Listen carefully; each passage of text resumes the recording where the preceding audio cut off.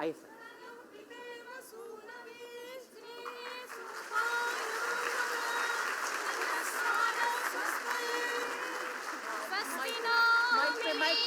अश्विना भगस्वस्ति देव्यरितिरनर्वणाः स्वस्ति पूषा असुरो दधातु न स्वस्ति द्यावाः पृथिवी सुचेतुना स्वस्ति वायुमुपब्रवामहै स्वस्ति भुवनस्य यस्पतिः बृहस्पतिं सर्वगणं स्वस्ति स्वस्ति नो नित्योऽसो भवन्तु नः विश्वे देवानो अद्य स्वस्ति विश्वानरो वसुरग्निः स्वस्ति देवा अवन्त्रिमवः स्वस्ति स्वस्ति नो रुद्रः पात्वं हसः।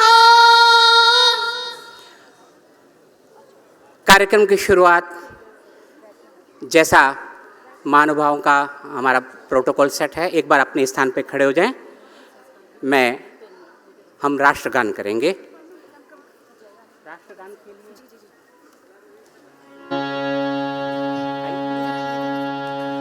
जनगण मन अधिनायक जय हे भारत भाग्य विधाता पंजाब सिंध गुजरात मराठा द्राविड़ उत्कल बंगा विंध्य हिमाचल यमुना गंगा उच्छल जलधि तरंगा तव शुभ नामे जागे तव शुभ आशीष मांगे गाहे तव जय गाथा जनगण मंगलदायक जय हे भारत भाग्य विधाता जय हे जय हे जय हे जय जय जय जय हे।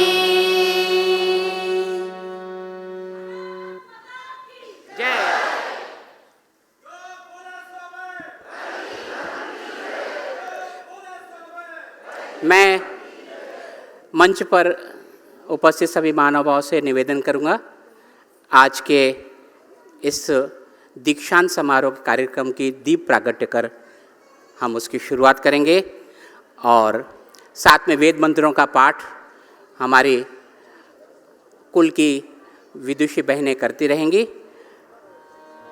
लाइटिंग ऑफ लैम्प एंड वैदिक इन्वोकेशन सभी मंचस्थ महानुभावों के द्वारा।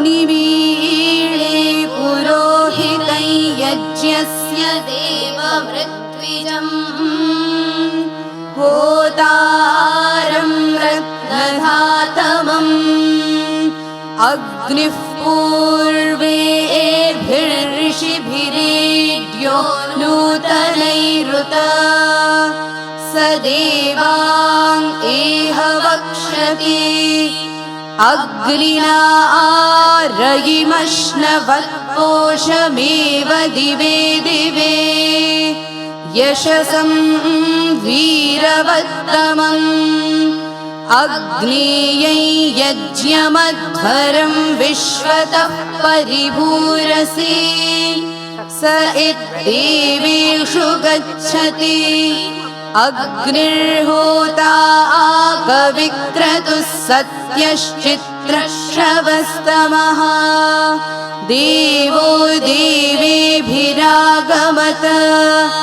यदङ्गदाशुषे त्वमग्नेः भद्रं करिष्यसि तवेत्तत्सत्यमङ्गिरः उपत्वाग्ने दिवे दिवे दोषा आवस्तर्धिया वयं नमो भरन्त एमसि ॐ।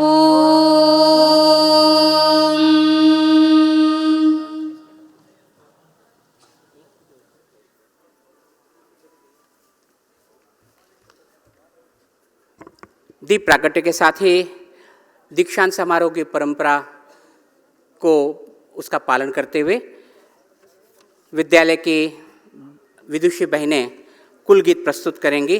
उसके लिए मैं उन्हें आमंत्रित करता हूँ।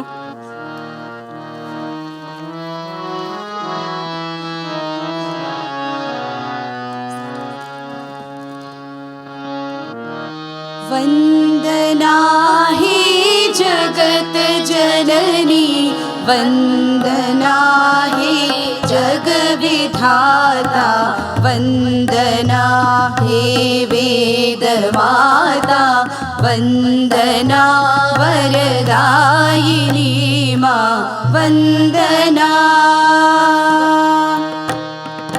वेद संस्कृति विश्ववारा, गहन शाश्वत ज्ञान धारा, वेद संस्कृति विश्ववारा, गहन शाश्वत ज्ञान धारा।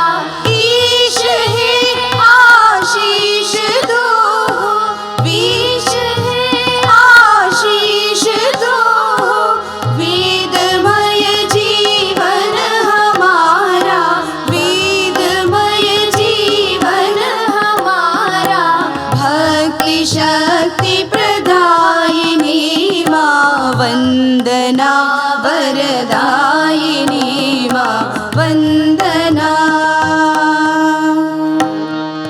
प्रेरणा के स्रोत पाणिनि, योग साधक ऋषि पतंजलि। प्रेरणा के स्रोत पाणिनि, योग साधक ऋषि पतंजलि। दिव्य प्रज्ञा दृष्टि पाए, दिव्य प्रज्ञा दृष्टि पाए, अमरता का पथ दिखाए, अमरता का पथ दिखाए। रिद्धि सिद्धि प्रदायिनी मां, रिद्धि सिद्धि प्रदायिनी मां, वंदना वरदायिनी मां, वंदना। वंदना हे जगत जननी, वंदना हे जग विधाता, वंदना हे वेद माता, वंदना वरदायिनी मां, वंदना। वंदना वंदना।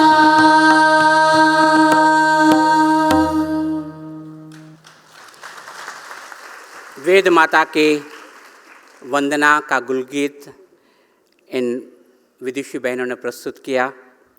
मैं इस गुरुकुल के आचार्य नंदिता जी से निवेदन करूंगा कि ये स्वर्ण जयंती वर्ष है, साथ ही दीक्षांत कार्यक्रम में के अंतर्गत अनेक विदुषी बहनों को दीक्षांत शिक्षा दी गई है।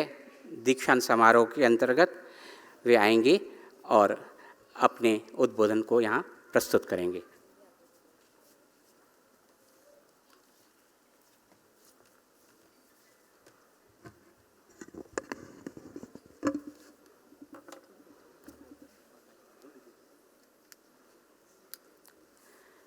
ओम। आज अपने पाणिनि कन्या गुरुकुल महाविद्यालय के लिए अत्यंत प्रसन्नता का विषय है कि हम अपने इस महाविद्यालय का स्वर्ण जयंती समारोह और उसी के साथ 50 वर्ष जो पूर्ण हो रहे हैं, तो 50 कन्याओं का दीक्षांत समारोह यहाँ पर आयोजित कर रहे हैं। हमारे बीच इस दीक्षांत समारोह के लिए केरल से माननीय राज्यपाल श्री आरिफ मोहम्मद खान साहब सादर आमंत्रित हैं और आपके बीच में बैठे हुए हैं। हम उनका हार्दिक स्वागत एवं अभिनंदन करते हैं। मेरे थोड़े से निवेदन पर आपने हमारी इस प्रार्थना को स्वीकार किया और आप यहाँ पर पधारे। आपके विषय में अधिक कुछ कहने की आवश्यकता नहीं है। आप उनकी वेशभूषा से और उनके स्वरूप से ही देख सकते हैं, समझ सकते हैं कि कितनी उनके अंदर भारतीयता है, संस्कृति निष्ठता है, अपने भारत के प्रति, भारतीय संस्कृति के प्रति उनका जो अटूट प्रेम है, लगाव है, वो उनके संपूर्ण व्यक्तित्व से, वक्तृत्व से सर्वत्र झलकता है, जिसे यहाँ बैठे हुए हमारे आर्यजन और सभी लोग इस बात को अनुभव करते हैं और सभी ने इस बात की प्रसन्नता व्यक्त की है कि आपने उनको इस दीक्षांत समारोह के लिए आमंत्रित किया है। हमारे बीच में सार्वदेशिक सभा के प्रधान माननीय श्री सुरेश चंद्र अग्रवाल जी बैठे हुए हैं। उनके बगल में मैं उनका स्वागत एवं अभिनंदन करती हूँ। उनके बगल में अपने प्रयागराज मंडल के IDES श्री अजय सहगल जी हमारे बीच बैठे हुए हैं। मैं उनका भी स्वागत एवं अभिनंदन करती हूँ। हमारे बीच में स्वामी संपूर्णानंद जी जो कि गुरुकुल कुरुक्षेत्र से हैं और इसी के साथ जो महर्षि दयानंद निर्वाण न्यास है, आप उसके कार्यकारी सदस्य हैं।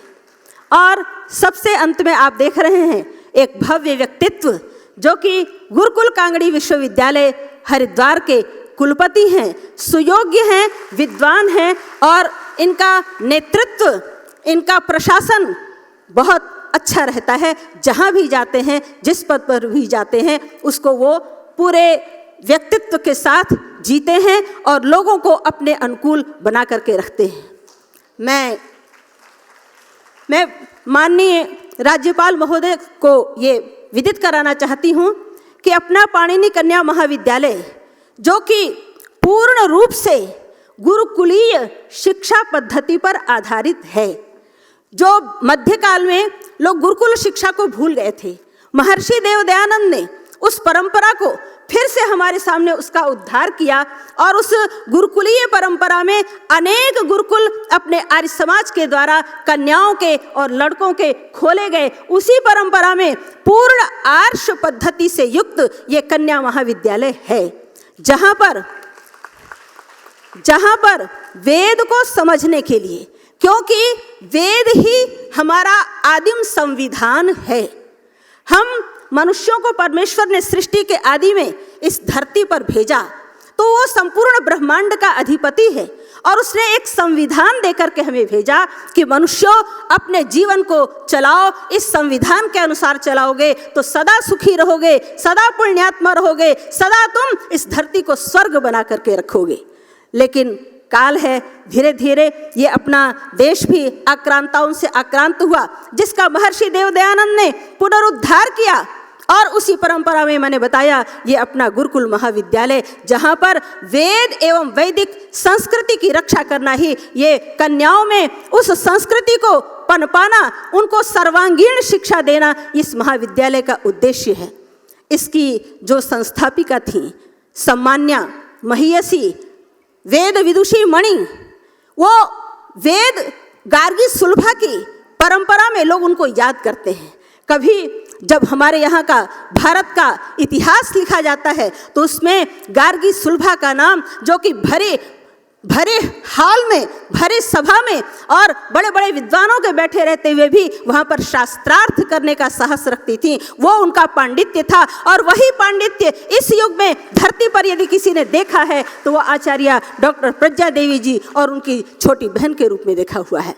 मैं अत्यंत आपको बताना चाहूँगी कि इस महाविद्यालय में स्थानीय कन्याएं नहीं पढ़ती हैं, क्योंकि गुरुकुलीय शिक्षा जो उनको रह करके वहीं पर आवास दे करके विधिवत पठन पाठन होता है, तो संपूर्ण भारतवर्ष की कन्याएं, यहाँ केरल की भी हैं, गुजरात की भी हैं, महाराष्ट्र की भी हैं, यहाँ पर कलकत्ते से भी हैं, जयपुर राजस्थान से हैं, मध्य प्रदेश से हैं, भोपाल से हैं, अनेक स्थानों से सब ये एक एक कन्या वहाँ वहाँ जा करके अपने अपने क्षेत्र को आलोकित कर रही है। और ये वट वृक्ष की भांति संपूर्ण भारत ही नहीं, अभी तो इसका प्रभाव विदेशों तक में, यहाँ की कन्याओं को भारत सरकार ने विदेश भेजा और यहाँ की संस्कृति के प्रचार प्रसार के लिए यहाँ की कन्याओं का वेद पाठ, ये सब अद्भुत होता है। यहाँ पर काशी में सुबह बनारस, यहाँ पर 80 घाट हैं, वहाँ पर एक सुबह बनारस कार्यक्रम होता है।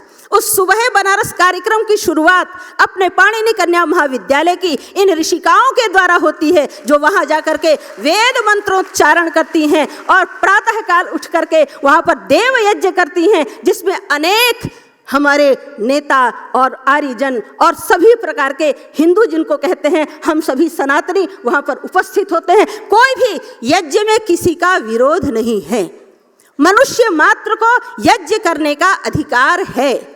पंच जना मम होत्रम जुषध्वम, हर प्रकार के लोगों को, तो हर प्रकार के लोग, वो एक ऐसा विस्तृत मंच है जहाँ पर कोई भी आ सकता है, ऐसा उदार मंच है जहाँ पर कोई भी आ सकता है और अपनी आहुति, अपनी उपस्थिति उस दरबार में लगा सकता है, लगाते हैं। और इन कन्याओं को वो साधुवाद देते हैं कि आज के युग में भी ऐसी ऋषिकाएं धरती पर हैं, इनके द्वारा धरती पर फिर से स्वर्ग लौट सकता है। यत्र नार्यस्तु पूज्यन्ते रमन्ते तत्र देवताः, इन नारियों का सम्मान काशी के लोगों के हृदयों में अंकित है।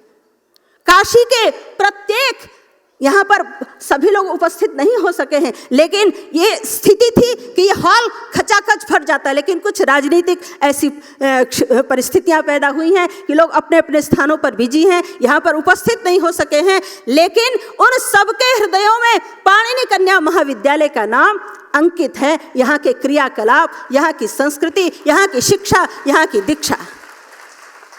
तो इस अवसर पर मैं अधिक कुछ न कहती हुई, समय को देखती हुई मैं अपनी वाणी को विराम देती हूँ और फिर से बार बार अपने माननीय राज्यपाल महोदय का आभार प्रकट करती हूँ, धन्यवाद देती हूँ कि आपकी वाणी को सुनकर के ये लोग धन्य होंगे कि हमारी संस्कृति क्या है वो आपके मुख से सुन करके वो शतगुणित सहस्र गुणित होकर के देश विदेश में वो फैलेगी और कन्या महाविद्यालय का हमारा जो इतिहास है वो लिखा जाएगा। तो उसमें आपका भी नाम अंकित होगा कि कभी 50 वर्ष जब विद्यालय को हुए थे, स्वर्ण जयंती समारोह हुआ था, दीक्षांत समारोह हुआ था, तो उसके आप एक सूत्रधार बनकर के यहाँ पर बैठे थे। मैं सभी का बहुत बहुत धन्यवाद करती हूँ, आभार व्यक्त करती हूँ। जो दूर दूर से आर्यजन आए हुए हैं, दूर दूर से विद्वान लोग आए हुए हैं, नामों लेख नहीं कर सकती हूँ। समय को देखते हुए आप सबका बहुत बहुत धन्यवाद, आभार। ओम शम। बहुत बहुत धन्यवाद आचार्य जी। मेरा मोबाइल ले गए। शब्दों से आपने उनका अभिवादन किया और विद्यालय के 50 वर्ष के क्रियाकलाप को शायद 50 सेकंड में उसको प्रस्तुत किया। साथ ही दीक्षांत समारोह की बात की और उसके प्रभाव और उसकी विशेषताओं के बारे में बताया। अब हम चाहेंगे कि मंच पर विराजमान महानुभावों का हम स्मृति चिन्ह दे करके सम्मान करें। तो माननीय राज्यपाल जी के सम्मान के लिए मैं श्री राहुल सिंह जी, अतुलानंद, श्री R.K. चौधरी जी जो प्रसिद्ध उद्योगपति वाराणसी हैं और श्री राम गोपाल मोहले जी जो वाराणसी के पूर्व मेयर रह चुके हैं, मैं अनुरोध करूंगा कि वे मंच पर आएं और यहाँ स्मृति चिन्ह और अन्य पुष्प गुच्छ दे करके उनका स्वागत करें। महानुभाव आप ऊपर आएंगे ताकि हम उनका सम्मान कर सकें। हमने व्यवस्था की है, आप भी हाँ। ओझा साहब, हाँ ओझा साहब,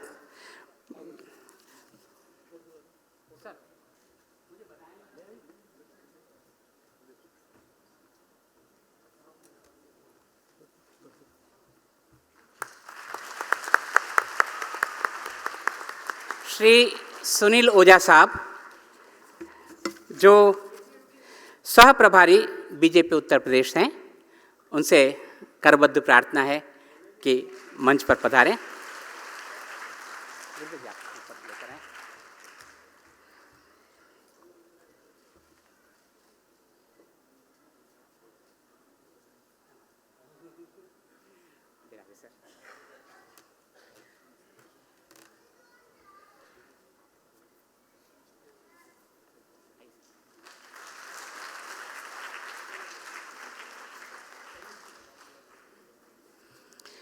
श्री राज्यपाल महोदय के सम्मान के बाद श्री जी मैं देखता हूँ मैं देखता हूँ, बताऊँगा आपको। इसके साथ ही हमारे बीच ओझा साहब बहुत समय पहले पधार चुके थे, मैं क्षमा चाहूँगा। आप के सम्मान के लिए मैं श्री अजित श्रीवास्तव जी से अनुरोध करता हूं कि आप उनको स्मृति चिन्ह और उपहार दे करके उन्हें सम्मानित करें। ले आइए श्री अजित श्रीवास्तव जी, आगे से, दूसरा नाम नहीं है, श्री अजित श्रीवास्तव जी।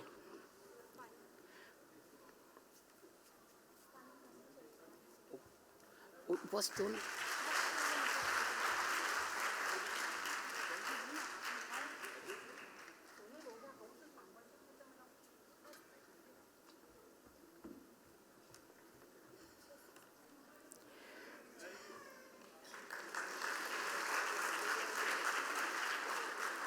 आर्य समाज की शिरोमणि संस्था सार्वदेशीय कार्य प्रतिनिधि सभा नई दिल्ली के प्रधान आदरणीय सुरेश चंद्र जी के सम्मान के लिए मैं अखिलेश रावत जी को जो है आमंत्रित करता हूं कि वे आएँ और उनका स्मृति चिन्ह और उपवस्त्र आदि दे करके उनका सम्मान करें। श्री अखिलेश रावत जी।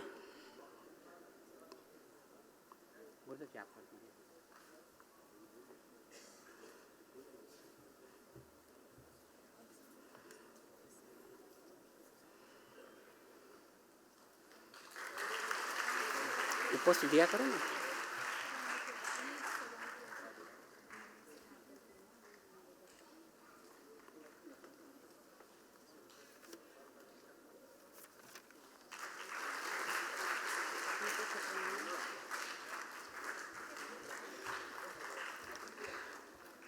साथ ही हमारे मध्य स्वामी संपूर्णानंद जी सरस्वती विराजे हुए हैं। श्री विजय भाई बोरीचा जी जो गुजरात से पधारे हैं, उनका उपवस्त्र स्मृति चिन्ह देकर के सम्मान करेंगे। स्वामी जी तुमने मेरा सुनिएगा जरूर, है ना।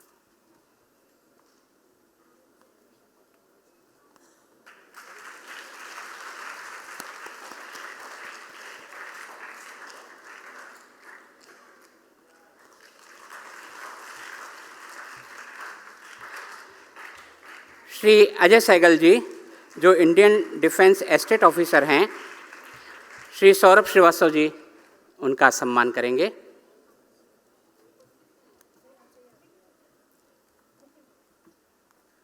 जी आप चलिए, हाँ, उनका नाम बुला रहे हैं, आप जाके आइए। श्री अजय सहगल जी का स्मृति चिन्ह देकर के सम्मान कर रहे हैं।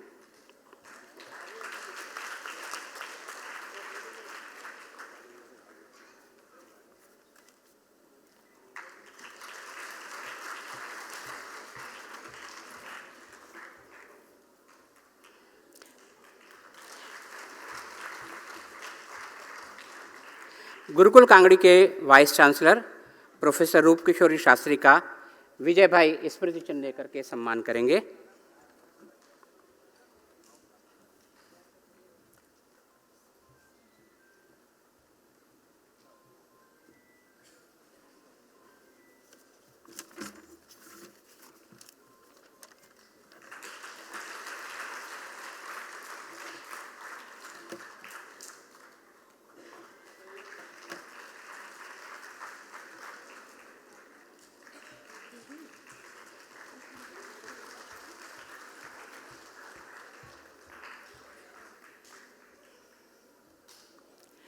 इस कार्यक्रम में पधारने के लिए इसी क्षेत्र के लोकप्रिय सांसद जिन्होंने इस काशी को बदल दिया और ऐसा बना दिया कि यहाँ से हर जगह उसका विकास, चहुमुखी विकास हो रहा है। हर सुविधाएं, एक बहुत अच्छे नगर की सुविधाएं सारी यहाँ प्रदान की जा रही हैं और उसके साथ ही सभी को रोजगार, यहाँ हर तरह से विकास हो उसके लिए वे लगे हुए हैं। उन्होंने भी आना था इस कार्यक्रम में, लेकिन व्यस्तताएं उनकी बहुत रहती हैं। उन्होंने अपना शुभकामना संदेश इस अवसर पे भेजा है और उन्होंने इस 50वें कार्यक्रम की अपनी शुभकामनाएं व्यक्त की हैं। मैं माननीय प्रधानमंत्री जी का धन्यवाद मानता हूं और साथ ही हमारे JBM ग्रुप के श्री SK आर्य जी जो दिल्ली में रहते हैं, उन्होंने भी किसी कारणवश वे नहीं आ पाए, उन्होंने भी अपने इस कार्यक्रम के लिए शुभकामनाएं भेजी हैं। मैं उनका भी धन्यवाद मानता हूं। मैं गुरुकुल कांगड़ी के प्रोफेसर वाइस चांसलर प्रोफेसर रूप किशोर शास्त्री जी से निवेदन करूंगा कि वे आकर के इस सभा को संबोधित करें।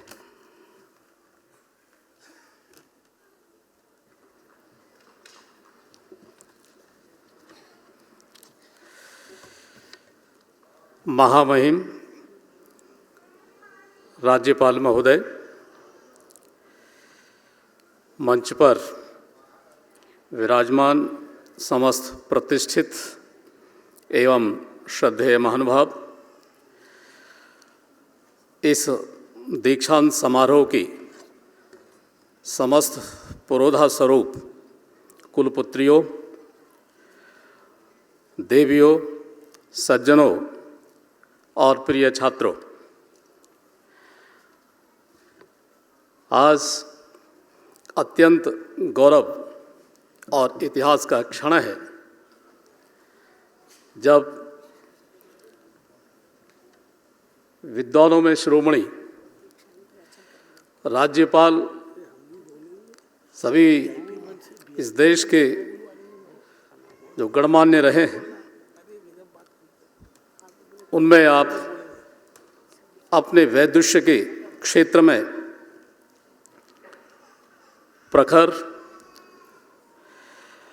आज आपके महोदय सानिध्य में इस स्वर्णिम इतिहास के साक्षी स्वरूप ये 50 सरस्वतियाँ जो कुलपुत्रियों के रूप में बाईं ओर विराजमान हैं, जो ज्ञान और विद्या की अधिष्ठात्री देवी सरस्वती है, वे एक हम सबकी आराध्या देवी सरस्वती है जो ज्ञान स्वरूपा है और विद्या स्वरूपा है। लेकिन आज इस दीक्षांत समारोह में एक नहीं, साक्षात 50 सरस्वतियाँ इस समाज के लिए और देश के लिए प्राप्त हो रही हैं। मैं इन समस्त कुलपुत्रियों को जो एक सरस्वती स्वरूपा है, इनको बधाई देता हूँ और इनको शुभेच्छाएं प्रदान करता हूँ कि आप अपने जीवन में प्रखरता के साथ ज्ञान के क्षेत्र में, आचरण और व्यवहार के क्षेत्र में अग्रणी होंगी। आप इसी तरह से जो विद्यापान किया, आप जो आज सरस्वती बनी हैं, इसके पीछे एक बहुत बड़ी साधना है, एक बहुत बड़ा तप है। स्वयं अथर्ववेद के मंत्र ने कहा, जो आपने ये विद्या प्राप्त की, जिन आचार्यों के सानिध्य में प्राप्त की, अथर्ववेद साफ कहता है कि आचार्य उपनय मानो ब्रह्मचारिणम कृणुते गर्भमंतः तिस्रो रात्रि उदरे बिभर्ति तम जातम दृष्टुम अभिसंयन्ति देवाः। ये अथर्ववेद का मंत्र इस ऋचा के द्वारा, इसमें एक भाव आया है कि ये समस्त जो दिव्य शक्तियां हैं वो निहारती हैं, वो देखती हैं बड़े स्नेह और मंगल भाव और कामनाओं के साथ कि जब कोई ऐसा ब्रह्मचारी या ऐसी कोई ब्रह्मचारिणी इस देश और समाज के लिए समर्पित होगी तो वो समस्त दिव्य शक्तियाँ उस ब्रह्मचारी को देखने के लिए आतुर होती हैं।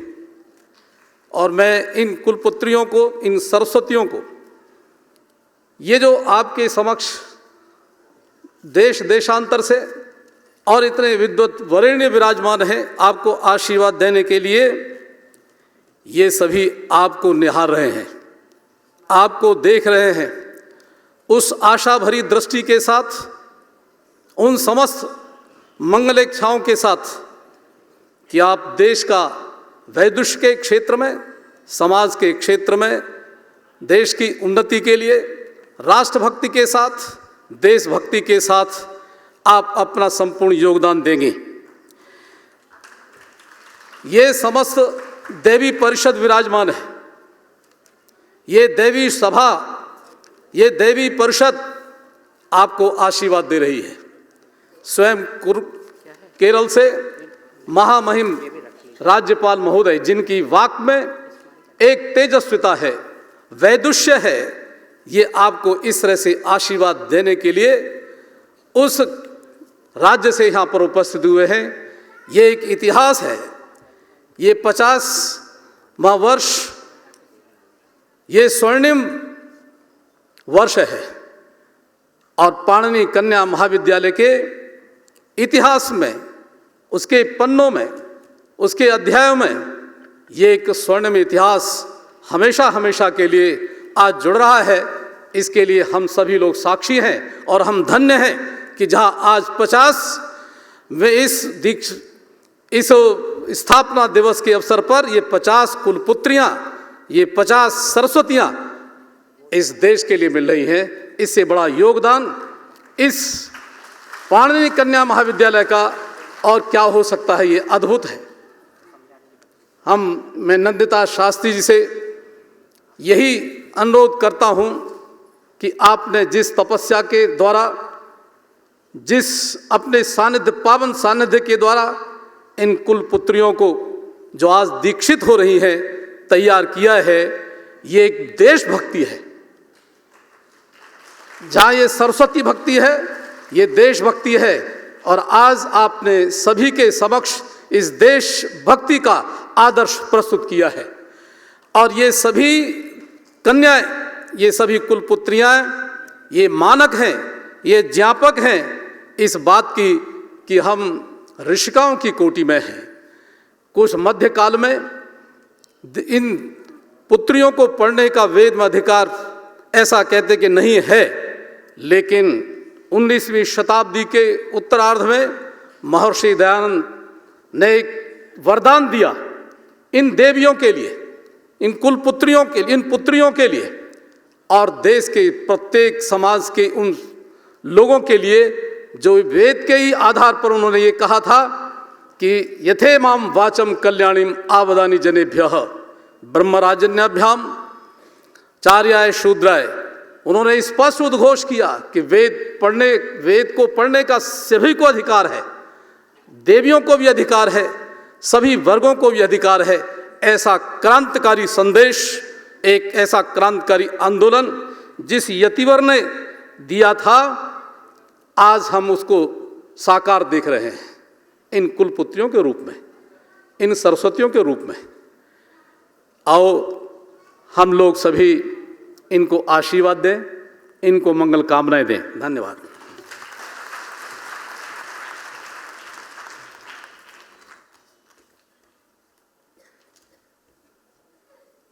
स्वर्ण जयंती वर्ष पर संस्मरणों के एक स्मारिका, इतिहास को संजोते हुए कार्यकलाप और कुछ दुर्लभ चित्रों के साथ स्मारिका तैयार की गई है। बहुत लगभग 200-250 पन्नों की स्मारिका है। मैं निवेदन कर दूं माननीय राज्यपाल महोदय से कि वे इसका अनावरण करें और मंच सारे महानुभाव इस कार्य में जो है शामिल हों, ऐसी प्रार्थना है।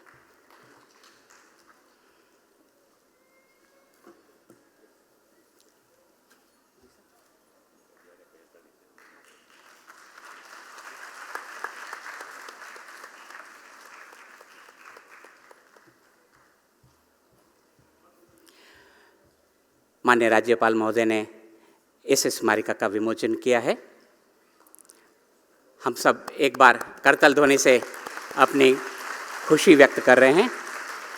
इस स्मारिकाओं को शीघ्र ही आप तक हम पहुंचाएंगे।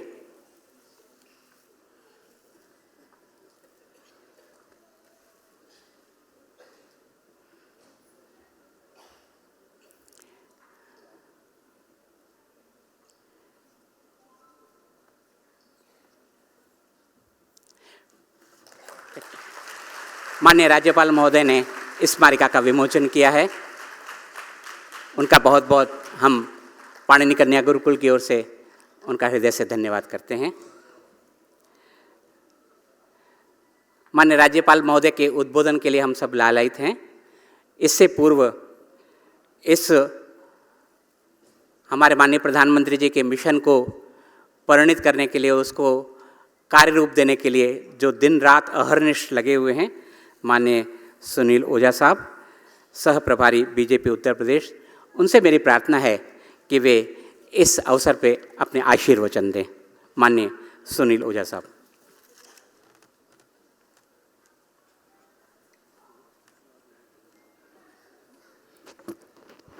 मंचास्थित महामहिम राज्यपाल केरला सम्माननीय आरिफ मोहम्मद खान जी, मंचास्थित सर्व महानुभाव, पाणिनि कन्या महाविद्यालय की हमारी प्यारी बहन माननीय नंदिता शास्त्री जी, आप सब यहाँ दीक्षांत समारोह में उपस्थित कन्याएं और उसके दीक्षांत समारोह में, दीक्षांत में साक्षी बनने के लिए, शुभकामना देने के लिए, आशीर्वाद देने के लिए यहाँ पधारे हुए सभी सुज्ञजन। बहुत लंबा तो नहीं कहना हूँ, मैं सद्भागी हूँ। मैं जिनके साथ डायस शेयर कर रहा हूँ, माननीय आरिफ जी, हमारे जो श्रद्धेय है उनको और इनके साथ में कंपैरिजन करता था। श्यामा प्रसाद मुखर्जी, जिन्होंने देश को एक रखने के लिए आहुति दी, और उन्होंने 1950 में केंद्रीय मंत्रिमंडल से इस्तीफा दिया नेहरू लियाकत पैक्ट के चलते। यही हमारे आज मुख्य अतिथि जो उपस्थित है, राज्यपाल जी, ये 1984 में केंद्र में कैबिनेट मिनिस्टर बने और 1986 में आज पाणिनि कन्या महाविद्यालय ने ऐसे महानुभाव को बुलाया है। ये केरल के राज्यपाल है इसलिए नहीं, आरिफ जी ने 1984 में कैबिनेट में गए और 1986 में 2 साल के अंदर कैबिनेट छोड़ी। वजह थी शाहबानू केस के बाद उस समय की गवर्नमेंट ने वो फैसला उल्टाया। महिलाओं के अधिकार के लिए, इस्लामिक रिफॉर्मेशन के लिए जो काम करता है एक व्यक्ति, और उसमें एक बहन के लिए ये सैकड़ों साल में शायद 3 तलाक का पहला फैसला, 3 तलाक निकला तो 2017 में, ये 1986 में, इसके पहले 31 साल पहले जिस व्यक्ति ने एक मुस्लिम बहन के लिए अपनी कैबिनेट छोड़ी, कैबिनेट मिनिस्टर पद छोड़ना बहुत आसान नहीं है, ऐसी व्यक्ति बैठी है, तो वो दीक्षांत समारोह के लिए उपयुक्त है और हम गौरव प्रदान प्राप्त करते हैं। कन्याओं के लिए, बेटियों के लिए ये शस्त्र और शास्त्र दोनों में पारंगत करने की दिशा, और वो काशी में यही नगरी है जिन्होंने झांसी की रानी तो बाद में बनी, वो मणिकर्णिका थी, उसको जन्म दिया, ये काशी की भूमि है। जिन्होंने संग्राम को एक ताकत दी, अपनी पीठ पर बच्चे को बांध के शमशेर से जो लड़ती थी, हम पाणिनि कन्या की किसी भी कन्या को वो शमशेर लेकर खड़ी रहती है, तो हमें दर्शन होता है कि ये झांसी की रानी लक्ष्मीबाई का स्वरूप है। बहुत लंबी बात नहीं करनी है, मगर यहां मेरे पहले भी कहा गया है और बार बार कहते हैं कि इनको पढ़ने का अधिकार है, इनको अभ्यास का अधिकार है, इसको ये है। तो गार्गी कौन थी? मैत्रेयी कौन थी? 2700 साल पहले, 2700 साल पहले याज्ञवल्क के साथ बाकी सब परास्त हो गए, जिसका बृहत्कारण्य उपनिषद जिसके कारण बना, रचा गया, वो गार्गी ये याज्ञवल्क को मान्यता प्रदान करती है। इतनी महान विदुषी इस देश की हो गई, इतनी महान फिलोसोफर मैत्रेयी, घोषा, लोपामुद्रा, ये हजारों साल पहले यहां शिक्षा में सबसे आगे थी हमारी बेटियां, सबसे आगे। ये भारत है। ये अब उसको पुरुष के समकक्ष लाने की बात करते हैं, ऐसी बात नहीं है।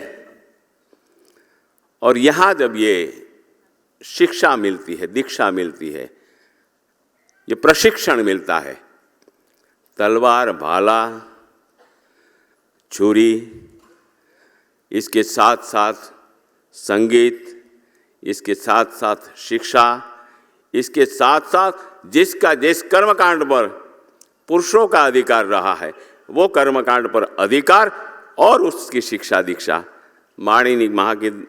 पाणिनि कन्या महाविद्यालय का बहुत बड़ा प्रदान है इस देश में। ये अंतिम बात कहेगी कि पुरुष की समकक्ष आज हमें तलवार, छुरी, भाले से नहीं लड़ना है, मगर मेरे में लड़ने की क्षमता है, मैं लड़ सकती हूं, मैं फाइट दे सकती हूं, मैं चैलेंज दे सकती हूं। ये भाव जगाने का बहुत बड़ा काम, तलवार उठाना मानी वो भाव जगाना है। वो तलवार मानी आज वो तलवार तोप की लड़ाई नहीं रही, आज लड़ाई अलग हो गई, मगर वो शक्ति प्रदान करता है कि आप वही शस्त्रों का सफल संचालन कर सकते हैं जो शस्त्र आज तक पुरुषों के लिए बनाया गया, वही लक्ष्मीबाई ने किया था।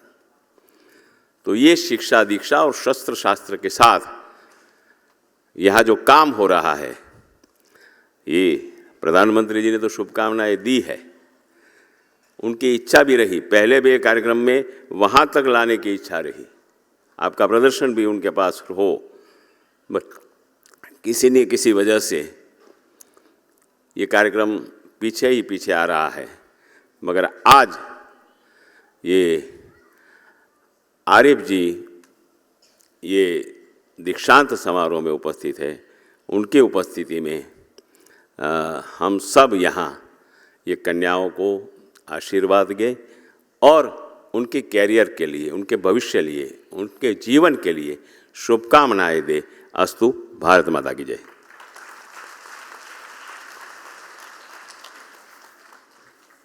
माननीय सुनील ओझा साहब, सह प्रभारी बीजेपी उत्तर प्रदेश का, पाणिनि कन्या गुरुकुल हार्दिक धन्यवाद करता है।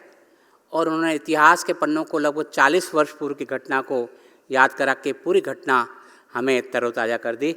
हमारे पास समय बड़ी तेज़ी से बीत रहा है, माननीय राज्यपाल महोदय जी को आगे भी प्रस्थान करना है। मैं दीक्षांत प्रवचन के लिए मैं आचार्य नंदा जी को आमंत्रित करता हूँ। श्री राहुल सिंह जी भारतीय सेवा भारती अध्यक्ष काशी क्षेत्र पधारे हुए हैं, मैं उनका भी धन्यवाद करता हूँ, उनका अभिवादन करता हूँ।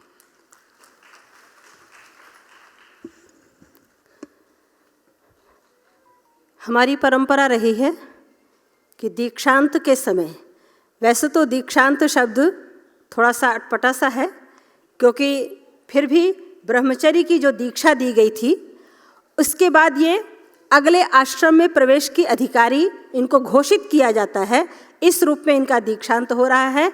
और हमारी उपनिषदों में बड़े जहाँ पर शिक्षा का प्रवचन किया गया है कि अथ शिक्षाम प्रवक्ष्यामि, तो वहाँ पर एक अंतिम उपदेश के रूप में जो कुछ उनको कहा गया है, मैं चाहूँगी हमारी जिनका दीक्षांत हो रहा है वो अपने आसन से खड़े हो जाएं और मैं प्रतीक के रूप में थोड़ी सी देर आपको बुलवाऊंगी और इसके बाद समूह रूप से शंखवादन करके इन कन्याओं का स्वागत करके और उसके बाद हम आगे का कार्यक्रम करेंगे। सत्यम वद धर्मम चर स्वाध्यायान मा प्रमदः आचार्याय प्रियम धनम आहृत्य प्रजातंतुम मा व्यवच्छेत्सीहि सत्यान्न प्रमदितव्यम धर्मान्न प्रमदितव्यम स्वाध्याय प्रवचनाभ्याम न प्रमदितव्यम देवपितृकार्याभ्याम न प्रमदितव्यम मातृदेवो भव पितृदेवो भव आचार्य देवो भव अतिथि देवो भव श्रद्धया देयम अश्रद्धया देयम इत्यादि ये आदेश दिए गए हैं कि आपको जीवन में यदि कुछ कमाते हैं तो उसका दान अवश्य करना है और हम कभी भी सत्याचरण से धर्माचरण से विमुख ना हो। स्वाध्याय और प्रवचन ही आपके जीवन को आगे बढ़ाएगा, उसमें रस पैदा करेगा। और मातृदेवो भव, जो हमारे पंच देव हैं, माता पिता आचार्य अतिथि इत्यादि, इनका जीवन पर्यंत हमें सम्मान करना है। और अंतिम आदेश के रूप में वहाँ पर कहा गया है कि ये तत्र ब्राह्मणाः सम्मर्षिणः युक्ताः अयुक्ताः, आपको किसी भी बात में संदेह हो जाए तो जो वहाँ पर ब्राह्मण हैं, विद्वान हैं, आप उनसे विचार विमर्श करके अपना समाधान करना। और एष आदेशः एष उपनिषद एतत् अनुशासनम। मैंने बहुत संक्षेप से आपको ये आदेश उपदेश अनुशासन केवल ऋषियों का जो आदेश है, हमारी ऋषि परंपरा का जो आदेश है, वेद का जो आदेश है, जो इन शब्दों में प्रकट किया है, आप उसको अपने जीवन में धारण करेंगी। और बहुत उत्तम हमारे सुनील ओझा जी ने बहुत कुछ आपको आशीर्वाद और आपके बारे में बता दिया है, मैं उनका भी धन्यवाद करती हूँ। आगे शंखवादन कन्याएं साथ में। आप आधा मिनट के लिए शंखवादन करें, उसके बाद हम माननीय राज्यपाल केरल उनके उद्बोधन के लिए लालायित हैं। शंखवादन के तुरंत पश्चात माननीय राज्यपाल महोदय का उद्बोधन होगा।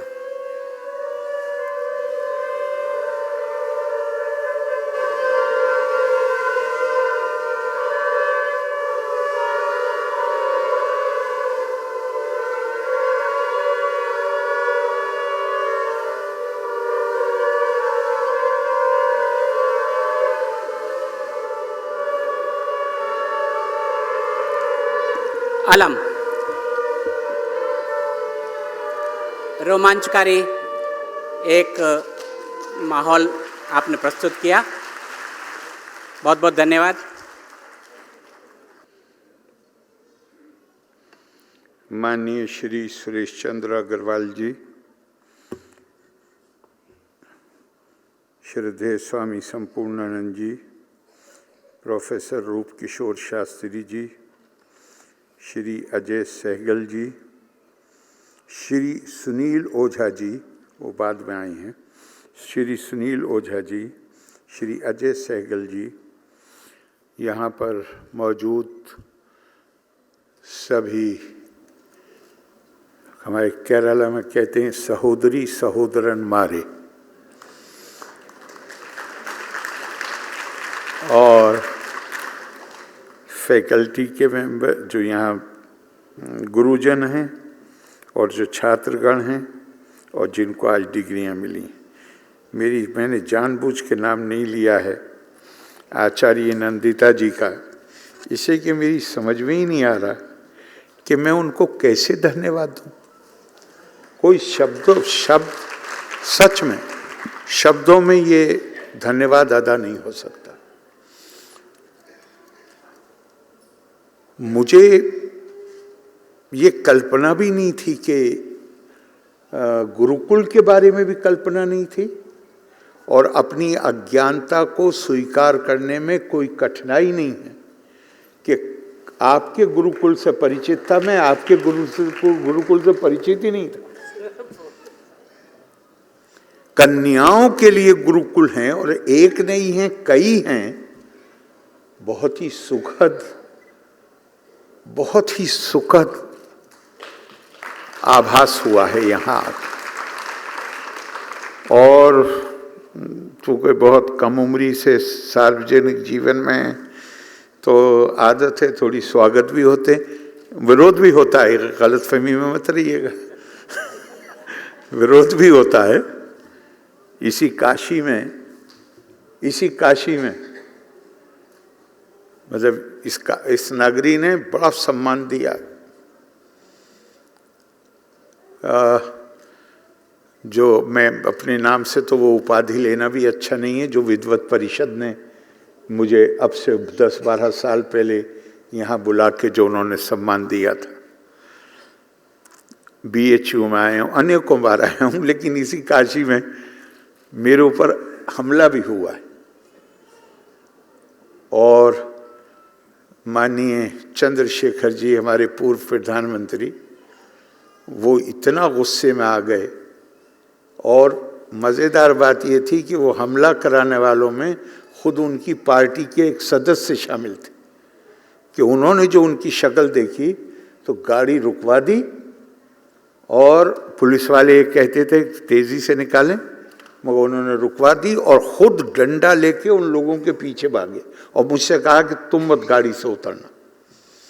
तो अगर मैं ये कह रहा हूँ कि बहुत स्वागत हुए हैं, तो ये मत समझिएगा कि विरोधों का सामना नहीं करना पड़ता, वो भी करना पड़ता है। लेकिन साहब, आज का जो अनुभव है, बहुत शानदार स्वागत हुए हैं, पर जिस दिव्यता के साथ आज स्वागत हुआ है, ये अनुभव पहली दफा हुआ है। आपको बहुत बहुत धन्यवाद, बहुत बहुत धन्यवाद। इसलिए शब्दों में आपका धन्यवाद देना संभव नहीं है, बस मैं कृतज्ञ हूँ, इतना ही कह सकता हूँ। तो मुझे बहुत बहुत बहुत खुशी है यहाँ आकर।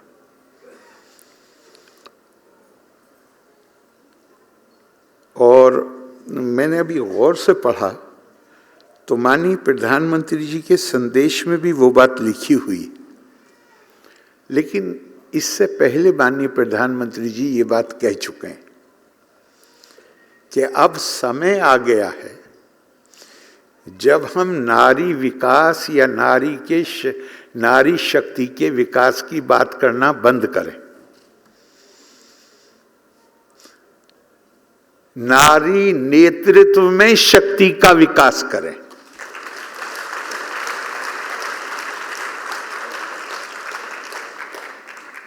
वो नेतृत्व हमें स्वीकार करना ही होगा।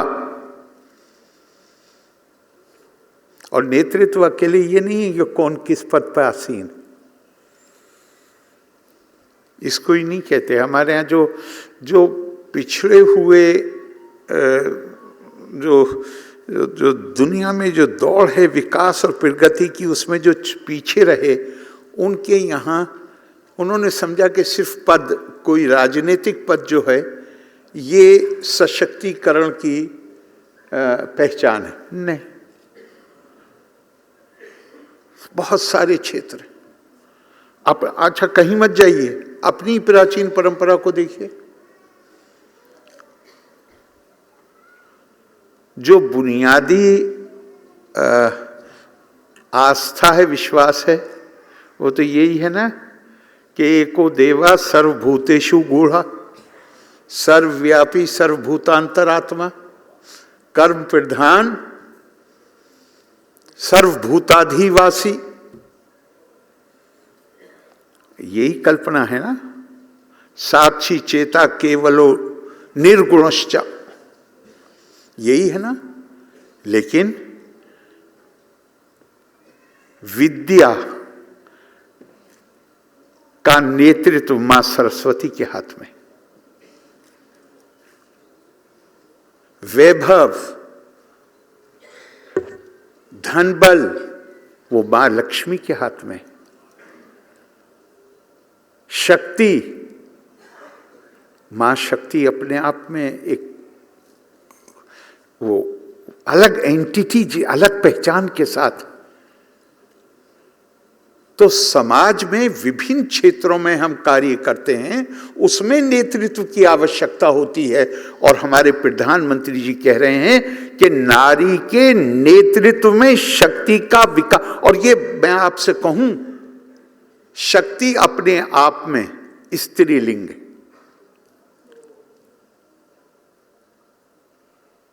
स्त्रीलिंग है, इसलिए नारियों के नेतृत्व में शायद वो विकास ज्यादा आसानी से संभव है।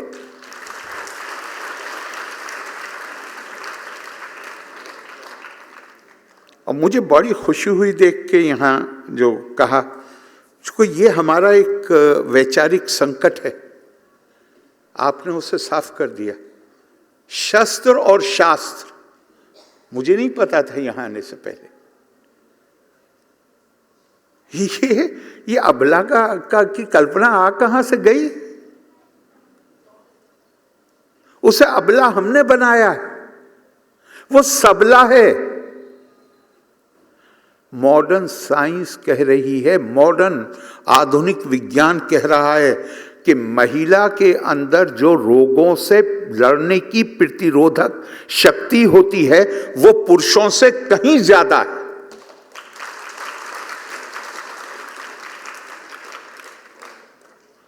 और यहां हम सब एक बौद्धिक स्तर पर बात कर रहे हैं, उसी तरह लीजिएगा इसको।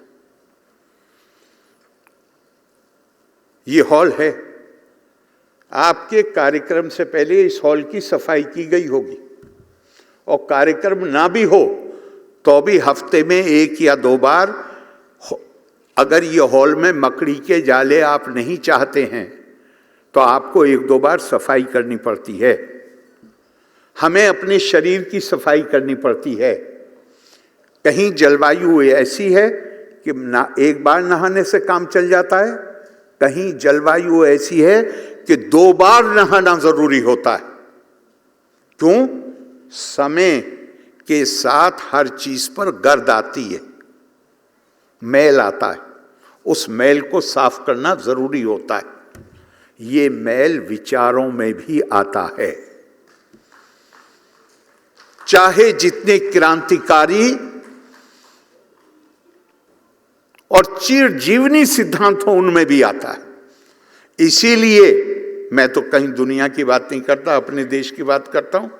इसलिए हमें वो जो मैल आता है, गंदगी आती है, उसको साफ करने के लिए कभी आदि शंकराचार्य की जरूरत होती है, कभी परमहंस की जरूरत होती है, कभी स्वामी दयानंद सरस्वती की जरूरत होती है, कभी हमें स्वामी विवेकानंद की जरूरत होती है, जो आके हमें ये बताते हैं कि तुम्हारे आचार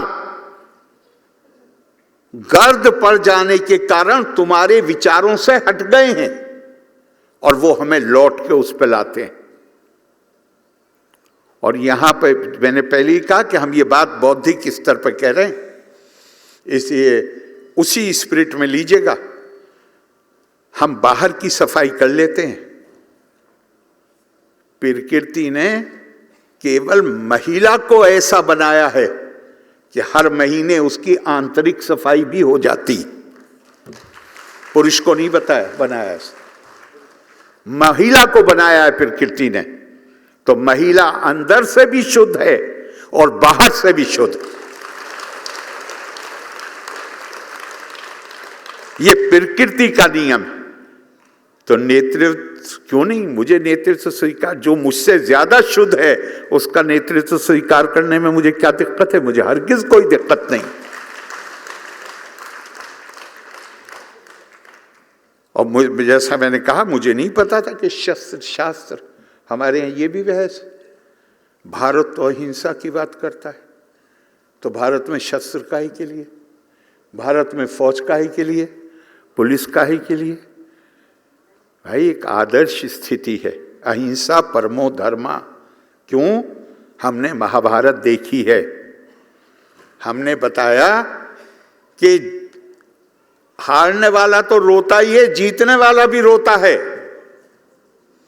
हिंसा के माध्यम से प्राप्त जीत रोने पे मजबूर करती है। ये भारत दुनिया का अकेला देश है जिसमें एक ही अर्थ के लिए दो शब्द इस्तेमाल किए गए, जय और विजय।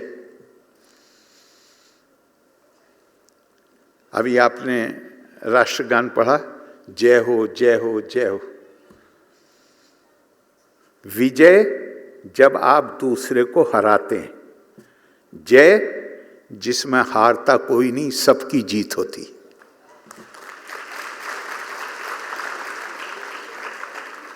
वो हमें प्रेरणा देने वाले आदर्श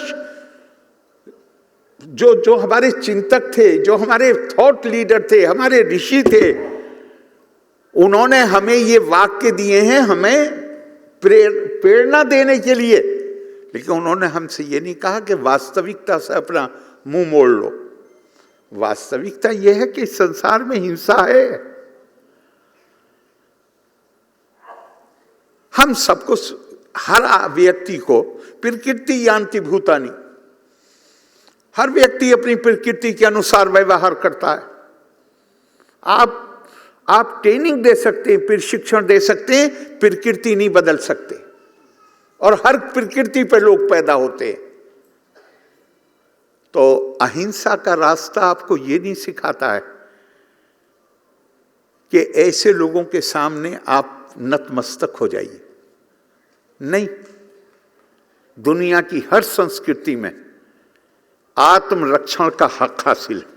अगर मुझ पर कोई हमला करे तो मुझे यह हक हासिल है कि फिर मैं शस्त्र उठा सकता हूं। और हमारी तो परंपरा ऐसे प्रभावशाली शब्दों में हमें बताती है, अगरता चतुरो वेदा प्रश्ता सशरम धनु इदम ब्रह्मम इदम छात्रम शास्त्रादपि शस्त्रादपि।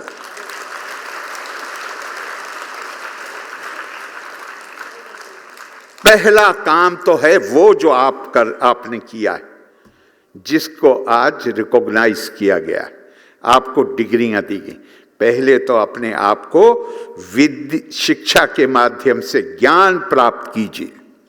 अग्रता चतुरो वेदा, ज्ञान प्रज्ञा, वो पूरी शक्ति आपके पास होनी चाहिए। प्रश्ता सशरम धनु, लेकिन पीठ के ऊपर वेपन भी रखिए, हथियार भी रखिए। पहले पूरी ताकत से इस्तेमाल कीजिए अपनी प्रज्ञा का। एक बात ध्यान रखिएगा, शिक्षा का मतलब साक्षर होना नहीं, शिक्षा का मतलब तथ्यों को इकट्ठा करना नहीं है।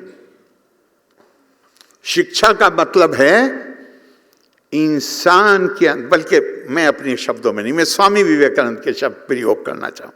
उनका कि जीवन का उद्देश्य क्या है? सुख, खुशी।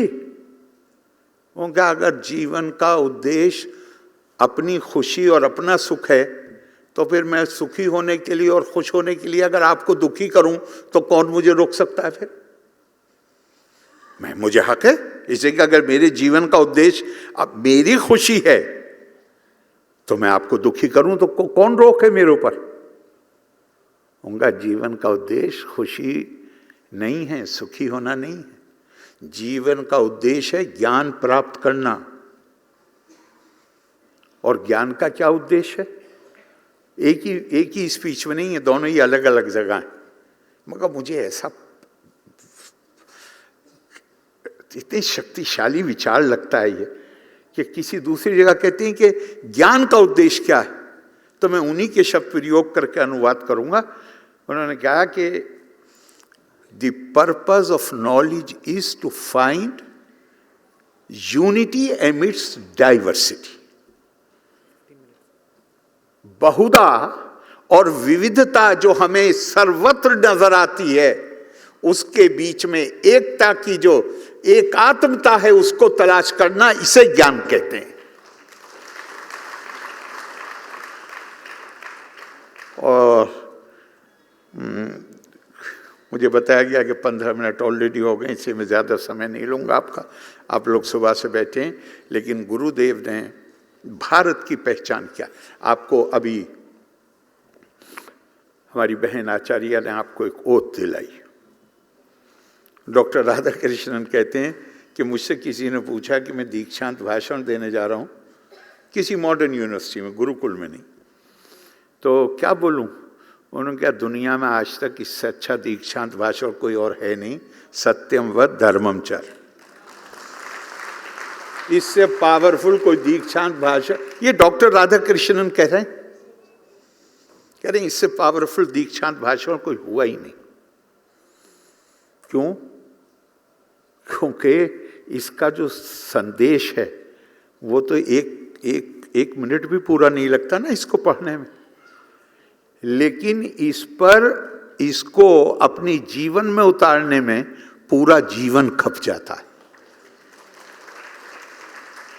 ये शिक्षा पहले दिन गुरु द्रोणाचार्य ने पांडव और कौरव राजकुमारों को दी थी, और शाम को कहा, बताओ सुबह क्या पढ़ा था?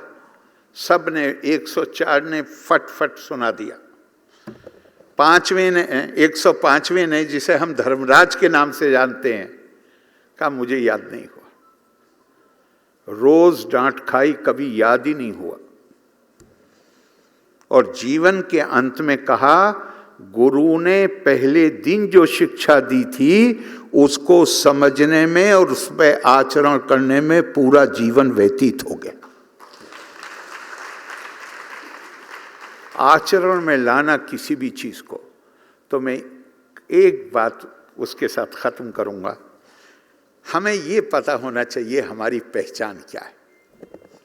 जिस तरह व्यक्ति के कुछ गुण होते हैं, विशेष होते हैं, इसी तरह समाज के भी होते हैं, इसी तरह राष्ट्र के भी होते हैं, देश के भी होते हैं।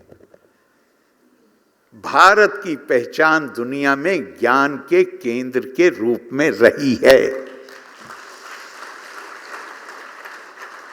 वही हमारी पहचान ऐसी है जो हमें एक बार फिर से, जो स्वर्णिम भारत था जिसकी दुनिया में इज्जत थी, वो फिर दोबारा से हमारे वो दिन लौट सकते हैं। कोई दूसरा तरीका। आपने अभी कहा, स्वामी दयानंद सरस्वती को इसके लिए परिश्रम करना पड़ा कि महिलाओं को भी पढ़ने का अधिकार है। स्वामी रंगनाथानंदा का लेक्चर पढ़िए, वो कहते हैं हमारा पतन ही इस कारण हुआ और कोई कारण नहीं था। और श्रीमद् भागवत से कोट करते हैं, कहते हैं सरस्वती ज्ञान खल्व यथा सती। उनका हमारा पतन, हम तो कर्म को मानते हैं ना, हम किसी दूसरे को दोष नहीं दे सकते। अगर हमें कठिनाइयों से सामना करना पड़ता है तो अपने कर्मों पर नजर डालनी पड़ेगी। उन्होंने कहा हमारा पतन उसी दिन शुरू हुआ। उन्होंने कहा श्रीमद् भागवत के मुताबिक जो कोई ज्ञान को अपने अंदर कैद करके रखता है और उसको दूसरों के साथ सहभागिता नहीं करता, वो मां सरस्वती का उपासक नहीं है, वो मां सरस्वती का खलनायक है। हम खलनायक बने, उसके कारण हमें जो जिन दुर्दिनों की बात अभी की गई थी, हमें वो झेलने पड़े। उससे निकालने में हमारे ऐसे महर्षियों ने, उन्होंने काम किया। और मेरा ख्याल है आचार्य जी ने उसी में ओथ में ही जिक्र था। आपने कहा था 100 अध्याय और फिर वचन, जी, ये उपनिषद का डायलॉग है जहां प्रश्न किया गया कि तप की परिभाषा, तपा स्वाध्याय निरितम, ever devoted to the pursuit of study. तो प्रश्न किया गया कि तप किसको कहते हैं? बहुत सारे जवाब आए, लेकिन जिस जवाब को स्वीकृति मिली वो जवाब था कि तप कहते हैं स्वाध्याय और फिर वचन। यानी जो भारतीय संस्कृति ये मानती है, हमारी परंपरा ये कहती है कि अगर आपने ज्ञान अर्जित किया है तो आपके अंदर भूख पैदा होगी उस ज्ञान को दूसरों के साथ सहभागिता करने की। और इसकी सबसे बड़ी मिसाल कपिल देव आहुति संवाद। जब कपिल मुनि को ज्ञान की प्राप्ति हुई तो अब उनकी भूख जागी उसकी सहभागिता करने की। कहीं दूर दूर तक कोई नहीं था, मां बैठी हुई थी। मां को कहा यहां आके बैठ जाओ, और वो कपिल देवाहुति संवाद के नाम से मशहूर है। अथमाम सर्वेषु भूतेषु भूतात्मानम कीर्तालयम अर्चाए दान मानाभ्यम मैत्री अभिनयन चक्षुषा। ये ज्ञान की पराकाष्ठा है। हर किस देहो देवालय प्रोक्तो जीवो देवा सदा शिवम। ये भारतीय संस्कृति, ये कहां से आता है? हर किसी को ऐसे जानो जैसे मेरा, मैं उसके अंदर वास करता हूं, मंदिर हो है वो मेरा। और अगर मेरा मंदिर है तो उसका अनादर करोगे? नहीं, हर किसी का आदर करो, उसकी जो जरूरियात है उसको पूरा करने में जो मदद कर सकते हो करो। और मदद करने में एटीट्यूड क्या होना चाहिए? ये नहीं कि मैं मेहरबानी कर रहा हूं, अभिनयन चक्षुषा, सबको एक नजर से देखना। ये भारतीय संस्कृति की क्यों? क्योंकि हमारी संस्कृति ना भाषा से परिभाषित होती है, ना हम किस तरीके से अपने, जिसको भी आप मानते हो, जिस नाम से भी मानते हो, जिस परिवार में पैदा हुए हो, ना उस तरीके से होती है, ना हमारी खाल के रंग से होती है। हमारी तो है अहम ब्रह्मास्मि तत्वमसि। मेरे अंदर भी वही परमात्मा निवास करता है और तुम्हारे अंदर भी वही परमात्मा निवास करता है। अहम की परतों को हटाते जाओ, ब्रह्मा का प्रकटीकरण होता चला जाएगा।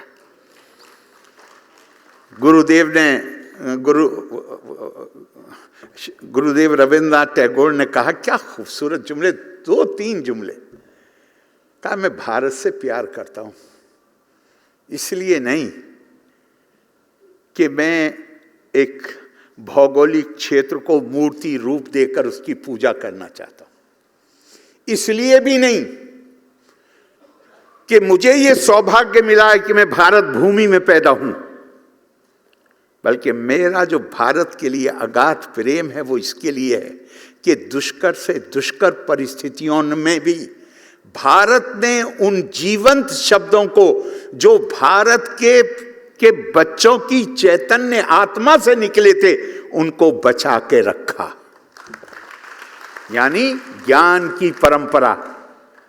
मैं उसी में एक जोड़ना चाहता हूं, मुझे भारतीय संस्कृति से जो मेरा प्यार है, जो लगाव है, वो इसलिए नहीं कि मैं भारत में पैदा हुआ, बल्कि मैं जितना पढ़ता हूं उसके बारे में, उतना मेरा विश्वास बढ़ता जाता है कि अगर दुनिया में शांति स्थापित करनी है, दुनिया में भेदभाव खत्म करने हैं, दुनिया में मानव प्रतिष्ठा को बहाल करना है, तो वो एक ही तरीका है कि हमें अपनी उन बुनियादी सार्वभौमिक सिद्धांतों को, सनातन सिद्धांतों को पूरी दुनिया को बताना पड़ेगा। अब दुनिया भूखी है उसके लिए, हमारी कमी है कि हम नहीं बता पा रहे। मैं आप सब ने इतनी देर, मैंने शायद थोड़ा ज़्यादा ही समय लिया, मैं आपसे माफ़ी चाहता हूँ।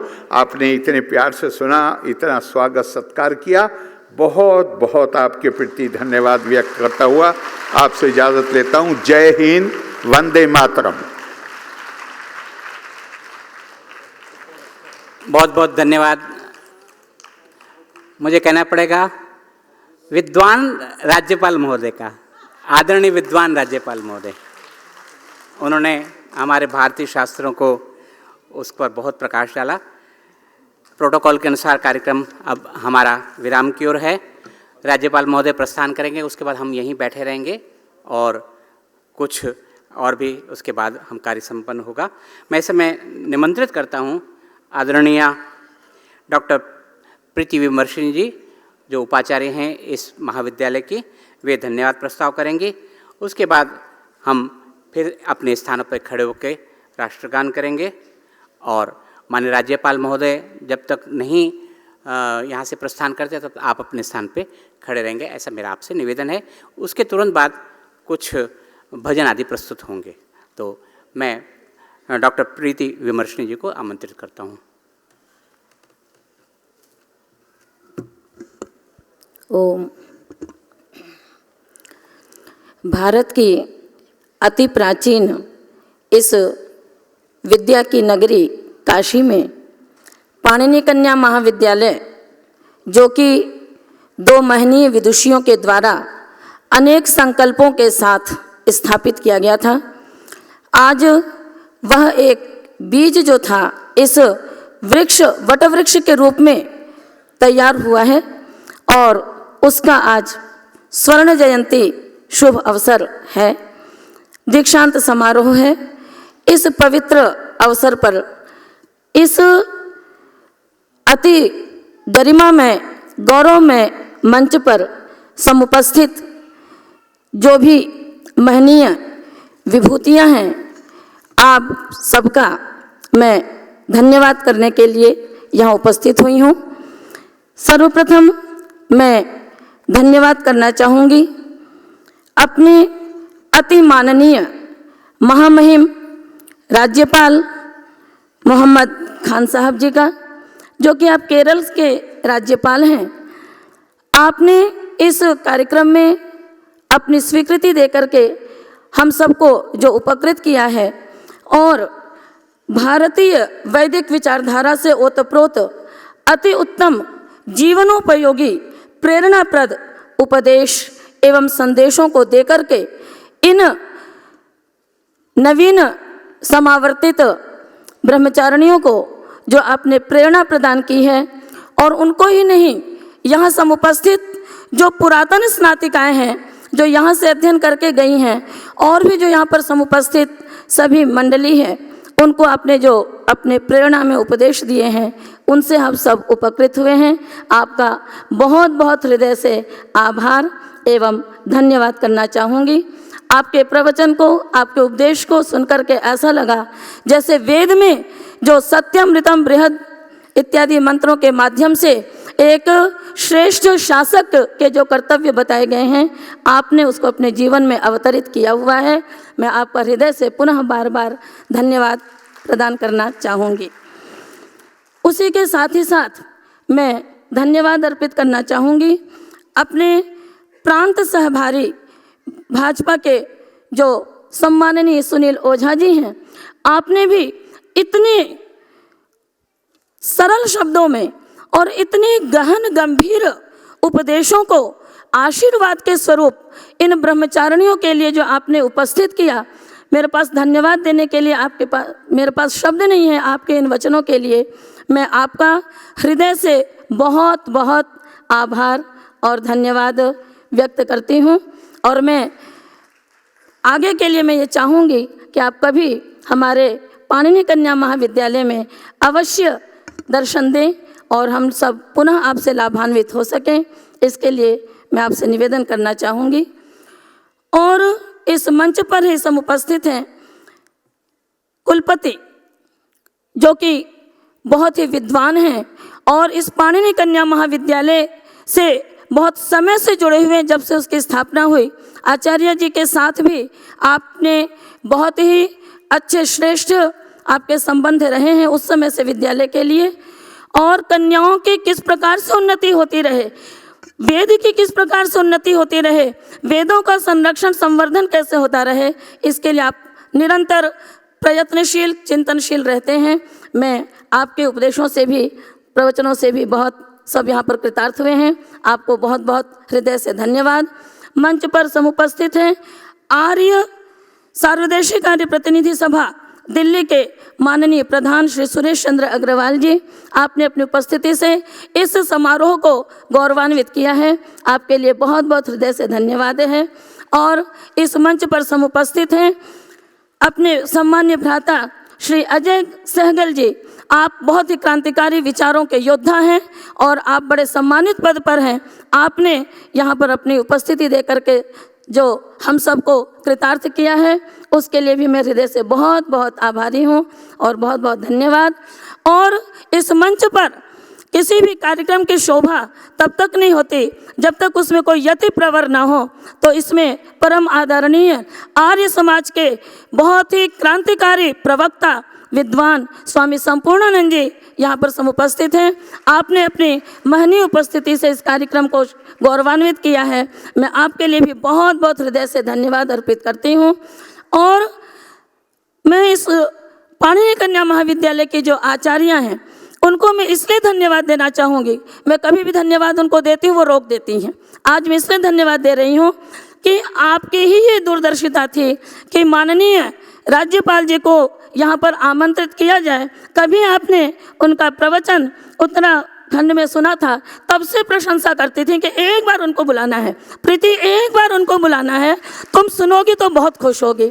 आज वो अवसर आया और आपने वो अवसर प्रदान कराया, तो मैं आपका भी बहुत बहुत हृदय से धन्यवाद और आभार व्यक्त करना चाहूँगी। इस कार्यक्रम के बड़े ही कुशल संचालक और संपूर्ण भारत ही नहीं देश विदेश में भी वैदिक संदेश को आर्य समाज के माध्यम से प्रचारित प्रसारित करने वाले अपने सम्माननीय भ्राता श्री वाचोनिधि जी का भी मैं बहुत ही हृदय की गहराइयों से धन्यवाद अर्पित करती हूँ। और इस सभा में यह सामान्य सभा नहीं है। आपने एक बात कही कि जो दिव्य सम्मान यहाँ हुआ, जो दिव्यता की अनुभूति यहाँ पर हुई, वो मुझे कभी भी नहीं हुई थी। वस्तुतः ये दिव्यता की अनुभूति जो थी वो किस लिए थी? क्योंकि एक तो कन्याएं, आपने कहा कन्याएं सबसे पवित्र होती हैं। पवित्र कन्याएं और वेद का ज्ञान श्रवण करने वाले, ग्रहण करने वाले जो इतने विद्वज्जनों की जो दिव्य भावनाएं हैं, इन सबकी उपस्थिति यहाँ पर है। और उसके साथ साथ निष्काम, अति विदुषी और निस्वार्थ भाव से समर्पित जिन्होंने पाणिनि कन्या महाविद्यालय की स्थापना की, उनके हम सब शिष्याएं हैं, ब्रह्मचारिणियां हैं। उनका जो आध्यात्मिक पवित्र भावनाएं हैं वो तो यहाँ पर दिव्य भाव उत्पन्न करेंगे ही करेंगे। इसलिए उस दिव्यता की अनुभूति आपको यहाँ पर हुई। और ऐसे ही देवगण विद्वांसो वही देवा कहा गया है। भारत के दूर दूर के प्रांत से यहाँ पर अनेक विद्वान उपस्थित हैं। मैं किन किन का नाम लूँ, बहुत देर हो जाएगा। अपने परम आदरणीय डॉक्टर ज्वलंत कुमार शास्त्री जी हैं, राष्ट्रपति सम्मान से सुशोभित अपने डॉक्टर सुद्युम्नाचार्य जी हैं जो कि मध्य प्रदेश सतना से हैं। अपने आदरणीय डॉक्टर महावीर अग्रवाल जी हैं। इस प्रकार से मैं किन किन का यहाँ पर नाम लूँ, समय बहुत, मेरे पास समय कम है। आप सबका मैं हृदय की गहराइयों से धन्यवाद अर्पण करना चाहती हूँ और धन्यवाद देना चाहूँगी लखनऊ से पधारे हुए अपने आदरणीय अखिलेश लखनवी जी को, जो कि एक विद्वान पिता के सुपुत्र हैं। आपने सभी इन 50 कन्याओं को अपनी ओर से वैदिक संपत्ति और कन्योपनयन विधि, इन 2 पुस्तकों को उपहार स्वरूप प्रदान करने का आपने संकल्प लिया है। पुस्तकें आ चुकी हैं, कन्याओं को वितरित भी होंगी और उसमें गागर में सागर भरा हुआ है, वो ऐसी पुस्तक है। उसको आप अपनी तरफ से इन ब्रह्मचारिणियों को देना चाह रहे हैं। यहाँ पर उपस्थित हैं या नहीं है मुझे मालूम नहीं, यदि हैं तो खड़े हो जाएंगे। मैं उनका भी बहुत बहुत धन्यवाद देना चाहूँगी। और इस सभागार में समुपस्थित देश विदेश से आए हुए, भारत के सुदूर प्रांतों से आए हुए सभी का मैं बहुत बहुत धन्यवाद अर्पण करना चाहती हूँ। उसके अतिरिक्त वाराणसी के जो गणमान्य संभ्रांत प्रसिद्ध उद्योगपति प्रतिष्ठित नागरिक उपस्थित हैं, सबका धन्यवाद देना चाहूँगी। और अंत में इन ब्रह्मचारिणियों का धन्यवाद करूँगी। यदि आपने 12 वर्ष की कठोर तपस्या और अनुशासन में रह करके हम दोनों से यदि आपने शिक्षा अध्ययन नहीं की होती तो आज ये दिवस से उपस्थित नहीं हुआ होता। आपने इस दिवस को उपस्थित किया है कठोर अनुशासन में रह के, विद्या अध्ययन करके, और जिन उपदेशों को दिया गया है आप अपने जीवन में उन्हें धारण करें। इन्हीं भावनाओं के साथ और हृदय की गहराइयों से मैं स्वयं भी आप सबको आशीर्वाद प्रदान कर रही हूँ, क्योंकि मैंने भी आप सबको पढ़ाया हुआ है, आचार्य जी ने पढ़ाया हुआ है। तो आप सबके लिए धन्यवाद भी, आशीर्वाद भी। एक बार पुनः यहाँ पर समुपस्थित सभी जनों का हृदय की गहराइयों से धन्यवाद अर्पित करती हुई मैं अपनी वाणी को विराम देना चाहती हूँ। कोई छूट गया हो तो सब उस धन्यवाद में समाहित है, आप अन्यथा नहीं लेंगे। पुनः पुनः धन्यवाद देकर अपनी वाणी को विराम करती हूँ।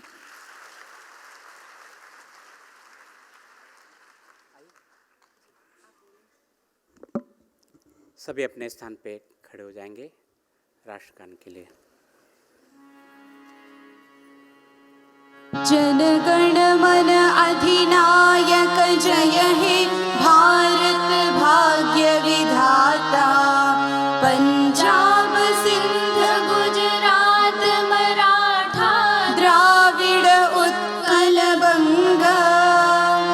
विंध्य हिमाचल यमुना गंगा उच्छल जलधि तरंगा।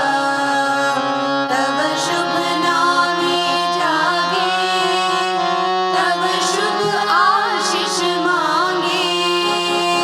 गाहे तव जय गाथा, जनगण मंगलदायक जय हे भारत भाग्य विधाता। जय हे, जय हे, जय जय हे। भारत माता की जय, भारत माता की जय, भारत माता की जय। सभी अपने अपने स्थान पे बैठ जाएं और पाणिनि कन्या महाविद्यालय का वृत्त चित्र यहाँ पर दिखाया जाएगा। मैं निवेदन करती हूँ पार्थ जी वृत्त चित्र चलाया जाए प्रोजेक्टर पर।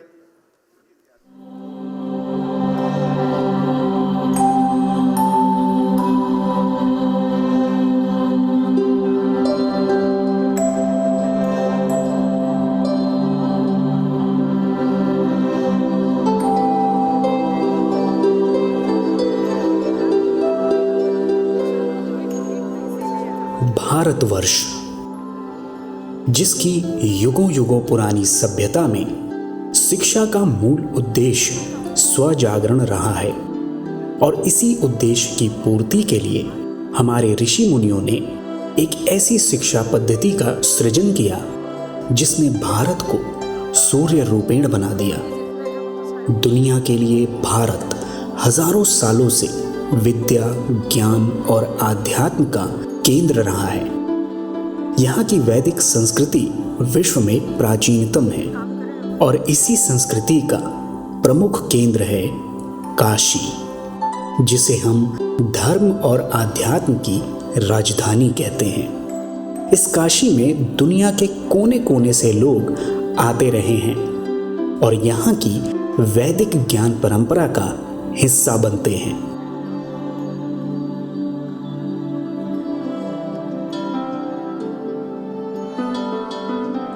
गुरुकुल सनातन संस्कृति का वो स्तंभ जो वैदिक ज्ञान को पीढ़ी दर पीढ़ी आगे बढ़ा रहा है। काशी में आज भी गुरुकुलीय परंपरा जीवंत है, लेकिन यहाँ एक गुरुकुल ऐसा भी है जो विशेष रूप से वैदिक ज्ञान की ज्योति कन्याओं में जागृत कर रहा है। ये स्थान है पाणिनि कन्या महाविद्यालय। ये गुरुकुल बालिकाओं के लिए ज्ञान का प्रख्यात केंद्र है, जहां भारत के कोने कोने से ही नहीं विदेशों से भी छात्राएं ज्ञानार्जन के लिए आती रही हैं। इतिहास साक्षी है कि विदेशी आक्रांताओं ने सबसे ज्यादा भारत की ज्ञान परंपरा को ही ध्वस्त किया है, जिसके कारण हम गुरुकुल से दूर होते चले गए। परंतु इस देवभूमि में जन्मे ऋषि मुनियों ने कभी भारतीय संस्कृति को विस्मृत नहीं होने दिया, और वर्ष 1971 में पाणिनि कन्या महाविद्यालय की स्थापना होती है। आज ये गुरुकुल निरंतर वैदिक ज्ञान के प्रकाश से बालिकाओं को प्रकाशित कर रहा है। ये महाविद्यालय भारत के शीर्ष गुरुकुलों में शामिल है। वर्तमान में महाविद्यालय की प्राचार्या, वेद पंडिता, व्याकरण विदुषी, संगीतज्ञा नंदिता शास्त्री ने अपने अथक परिश्रम से इस गुरुकुल को कन्या शिक्षा के क्षेत्र में अग्रणी बनाया है। इसकी स्थापना सन 1971 में हुई थी और इसकी संस्थापिका थी आचार्य वेद विदुषी मणि डॉक्टर प्रज्ञा देवी जी और उनकी अनुजा 12 वर्ष छोटी बहन आचार्य मेधा देवी जी। मैं जो हूँ उनके द्वारा ही निर्मित हूँ, संस्कारित हूँ, उन्हीं से मैंने पढ़ा है। बचपन से 8 वर्ष की अवस्था से यहाँ पर आकर के आचार्य पहले ही कह देता है कि यानी अस्माकम सुचरितानि तानि त्वया उपास्यानि नो इतरानि, कि मेरे अंदर कोई अच्छा चरित्र हो बच्चे तुम वही आचरण में लेना और गलत नहीं। यानी वो भी समझता है कि मनुष्य एक अल्पज्ञ है, दुर्बल है, प्राणी है, कोई न कोई कमी हो सकती है, तो तुमको उसको ग्रहण नहीं करना है। तो मैंने यहीं से संपूर्ण शिक्षा प्राप्त की है और आज इसको ये आप देख रहे हैं 2022 हो गया तो इसको 50 वर्ष पूर्ण हो चुके हैं और ये हमने स्वर्ण जयंती वर्ष संपूर्ति यानी पूरे वर्ष उसको वर्ष के रूप में मनाया। तो आइए आपको मिलवाते हैं पाणिनि कन्या महाविद्यालय से। इस महाविद्यालय का स्वप्न देखा था पूज्य गुरुवर्य पंडित श्री ब्रह्मदत्त जिज्ञासु जी ने और इस स्वप्न को साकार किया उनकी सुयोग्य प्रकांड विदुषी, व्याकरणविद, शास्त्र मर्मज्ञा आचार्य श्रद्धेया डॉक्टर प्रज्ञा देवी जी एवं उनकी अनुजा तपस्विनी पंडित मेधा देवी जी ने। इन्होंने गुरु दक्षिणा स्वरूप इस गुरुकुल की स्थापना की जो आज स्वर्ण जयंती वर्ष मना रहा है। इस पावन भूमि को देव भूमि की तरह पूजा जाता है। पाणिनि गुरुकुल में भारत के सभी प्रांतों से प्रतिवर्ष शताधिक संख्या में कन्याएं प्रवेश पाती हैं और इस गुरुकुली परंपरा का निर्वहन करते हुए पांडित्य को प्राप्त करती हैं। वर्तमान भारतीय जो शिक्षा पद्धति है वो अर्थ पर आधारित है। पढ़ने का उद्देश्य क्या है? पैसा कमाना, अच्छी सर्विस मिल जाए, अच्छे मार्क्स मिल जाए। लेकिन गुरुकुली शिक्षा पद्धति का ये उद्देश्य कभी भी नहीं रहा। गुरुकुली शिक्षा पद्धति में मनुष्य का निर्माण करना, एक अच्छे संस्कारी संतान बने, अच्छा संस्कारी मनुष्य बने, ये उद्देश्य होता था। तो गुरुकुलीय शिक्षा एक सर्वांगीण शिक्षा है जिसमें उसके चरित्र का भी, उसके तन का, मन का, बुद्धि का, अध्यात्म का, हर चीज का विकास होता है। वर्तमान समय में भारत को जातिगत द्वेष ने जकड़ लिया है जो राष्ट्र धर्म के उत्थान में बाधक है।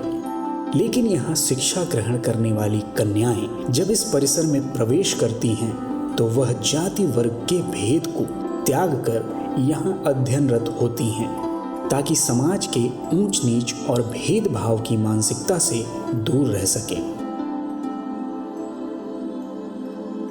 ब्रह्म मुहूर्त यानी सुबह के 4 बजे आरंभ होती है यहाँ की दिनचर्या। सभी कन्याएं यज्ञशाला में एकत्रित होती हैं और पूरी वैदिक विधि से यज्ञ हवन करती हैं। वेदों में वर्णित है कि यज्ञ हवन शारीरिक और मानसिक स्वास्थ्य के लिए एक औषधि की तरह काम करता है। साथ ही वातावरण की शुद्धि का भी यह उपयुक्त साधन है।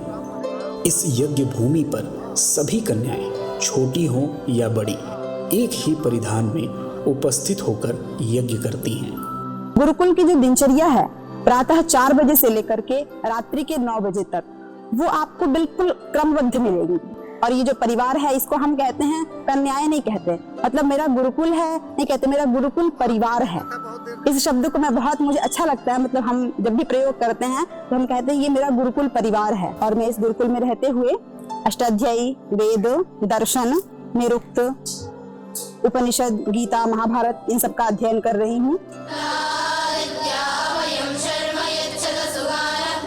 शास्त्रों के साथ शस्त्र का ज्ञान हमारी संस्कृति का अभिन्न अंग है। शास्त्रों में वर्णित है, शस्त्रेण रक्षिते राष्ट्रे शास्त्र चर्चा प्रवर्तते, अर्थात शस्त्र से रक्षित राष्ट्र में ही शास्त्र का चिंतन संभव है और इस परंपरा का निर्वहन आज भी यहाँ होता है। शस्त्र तो बहुत ही आवश्यक है, क्योंकि कहा गया है शस्त्र से यदि हम सुरक्षित होंगे तभी शास्त्र चर्चा बड़ी शांति पूर्वक संपन्न हो सकती है। तो नारियां स्वयं में वीरांगना है और वो एक वीरांगना नारी ही एक वीर पुत्र को जन्म देती है, इसलिए वो स्वयं आत्मनवती होगी, बलवती होगी। तो यहाँ पर वीरांगना भी बनती हैं कन्याएं और वेद की ब्रह्मवादिनी ऋषिकाएं भी बनती हैं, जिसकी बहुत आवश्यकता है। और आत्मबल सबसे बड़ी चीज है। हम शस्त्र बल तो सीखते हैं, सीख लेते हैं, लेकिन आत्मबल नहीं हो तो शस्त्र भी नहीं चला सकते हैं। तो वो इस तरह की शिक्षा, उसका अध्यात्म का जो बल होता है वो उनको आरंभ से ही सिखाया जाता है। कन्याओं के लिए अब समय है शस्त्र पाठशाला का, जिसमें योग व्यायाम से लेकर आत्मरक्षा की तमाम विधाओं से बालिकाओं को अवगत कराया जाता है। प्राचीन हो या आधुनिक, आत्मरक्षा की हर विद्या का ज्ञान यहाँ मिलता है। शस्त्र विद्या के अंतर्गत सबसे पहले शारीरिक कसरत, योग, प्राणायाम का अभ्यास होता है। इसके बाद बालिकाएं हाथ में लाठी, भाला, तलवार, ढाल, तीर कमान और बंदूक के साथ इस विद्या भूमि पर एकत्र होती हैं और शुरू होती है शस्त्र विद्या। लाठी भाजने की कला, भाला चलाने की विधि, तलवार और ढाल का उपयोग, साथ ही तीरंदाजी सीख यहाँ की कन्याएं ये संदेश देती हैं कि आत्मरक्षा के लिए हमें किसी पर निर्भर नहीं रहना। शस्त्र भी हैं जैसे, तो प्राचीन जो हमारे शस्त्र थे उनको भी हम उन्हें सिखाते हैं और उसके साथ साथ जो आधुनिक चीज़ें हैं, आधुनिक तीरंदाजी है या आधुनिक शूटिंग है, जूडो कराटे है, तो ये सब चीज़ें भी हमारे प्राचीन काल में भी सब चीज़ें थी, सब सुरक्षित थी, बस वो उसका रूप बदल करके आ गया। अब योग है, योगा बन करके आ गया। तो ये सब चीजें तो हमारे दर्शन ग्रंथों में, वेदों में, उपनिषदों में, आध्यात्मिक ज्ञान इत्यादि जो सब कुछ समन्वित था, वो जो कन्वर्ट होकर के विदेशों से, पाश्चात्य संस्कृति से जब वो कन्वर्ट होकर के आता है तब उसको लोग स्वीकार करते हैं। इसके साथ ही मार्शल आर्ट्स में जूडो, कराटे, ताइक्वांडो का प्रशिक्षण भी दिया जाता है। आत्मरक्षा की विधाओं के साथ ही साथ खेल प्रतियोगिताओं की भी तैयारी कराई जाती है। शस्त्र और शास्त्र दोनों पढ़ाया जाता है, साथ में संगीत, मार्शल आर्ट्स की भी शिक्षाएं दी जाती हैं। जैसे कि हम शस्त्र लेके हमेशा रोड पे नहीं चल सकते हैं। ऐसा नहीं कि हमारे हाथ में हमेशा तलवार हो, भाला हो। यदि कोई हमें रोड पे, हम खाली हाथ हैं और हमें कोई कुछ करता है, तो हम मार्शल आर्ट सीखने से ये अच्छी आदत है कि हम हाथ से ही और पैर से अपनी रक्षा कर सकते हैं। इस गुरुकुल की कन्याएं आज राष्ट्रीय स्तर पर खेल प्रतियोगिताओं में भाग लेकर पदक भी हासिल कर रही हैं। मैंने ये नहीं सोचा था कि मैं संस्कृत पढ़ने आऊंगी तो मैं खेल में आगे बढ़ सकती हूँ, पर आज मैं विगत 3 वर्षों से मैं कराटे खेल रही हूँ और उसमें आज मैं ब्राउन बेल्ट हूँ। 3 परीक्षा देने के बाद मैं ब्लैक बेल्ट हो जाऊंगी और अभी तक मैंने 5 बार ओपन, मतलब कि एक बार तो नेशनल ओपन अभी खेला है कुछ दिन पहले, उसमें मैंने ब्राउन मेडल लिया। उससे पहले स्टेट खेला, उससे पहले 3-4 बार मैंने डिस्ट्रिक्ट खेला। तो मेरा खेल में भी अच्छा अनुभव रहा और मैं खुश हूँ कि मैं यहाँ पे भी आके संस्कृत के साथ मैं खेल में आगे बढ़ी। अब समय है शास्त्र विद्या ग्रहण करने का। सुबह के 10 बजे से कक्षाएं शुरू होती हैं। वेद से वेदांग तक एवं वेदों में संग्रहित विज्ञान से लेकर आधुनिक विषयों के ज्ञान तक सभी कक्षाएं चलती हैं। वेद पाठ, जिसमें हमारे 4 वेद ऋग्वेद, यजुर्वेद, सामवेद, अथर्ववेद का पठन पाठन वैदिक विधि से होता है। इसके साथ ही अंग्रेजी, गणित, इतिहास, भूगोल, विज्ञान आदि विषयों का भी अध्ययन होता है। कन्याएं गूढ़तम शास्त्रों का अध्ययन करती हैं। उसके साथ साथ जो आधुनिक विषय हैं जैसे कि विज्ञान है, तो विज्ञान का तात्पर्य क्या है? विशेष ज्ञान। तो आधुनिक जो विज्ञान है उसका जो मूल स्रोत है वो सब हमारे प्राचीन ग्रंथों में उपलब्ध होता है। तो हम जो उन्हें विज्ञान इत्यादि पढ़ाते हैं तो उसको एक विशेष दृष्टि से पढ़ाते हैं कि ये जो सूत्र हैं विज्ञान के, ये सब वेदों में इन मंत्रों से निकले हुए हैं, दर्शन में इन ग्रंथों में ये बातें कही गई हैं। इसी प्रकार से मैथ है, तो आधुनिक मैथ पढ़ाते हुए भी उसके जो वेदों में जो उसके सूत्र बताए गए हैं बहुत ही सरल तरीके से उसको भी बताते हैं, क्योंकि पहले भी ये सारे विषय थे, ऐसा नहीं कि पहले ये विषय नहीं थे, तो पहले के हिसाब से उनको तुलनात्मक बताते हुए। इसी प्रकार से अंग्रेजी है, तो अंग्रेजी भी केवल उसको एक रट्टू भाषा की तरह नहीं, उसका व्याकरण जो हमारा संस्कृत व्याकरण का जो ग्रामर है, जो संस्कृत व्याकरण है, उसके साथ उसको हम तुलनात्मकता करके बताते हैं। जो आधुनिक जो भी शिक्षाएं हैं उन सबको साथ में लेते हुए प्राचीन अपनी संस्कृति, प्राचीन वैदिक वाङ्मय, उन सबको सुरक्षित किया हुआ है, दोनों का एक अद्भुत समन्वय। इस गुरुकुल में प्राचीन और अर्वाचीन ग्रंथों के साथ ही आधुनिक विषयों से सुसज्जित पुस्तकालय भी उपलब्ध है। 20वीं सदी तकनीक की है, इसे ध्यान में रखते हुए कन्याओं के लिए एक संगणक कक्ष अर्थात कंप्यूटर लैब है। इसमें कंप्यूटर के कई कोर्सेज चलाए जाते हैं। सुबह 10 बजे से 2 बजे तक पठन पाठन की प्रक्रिया चलती है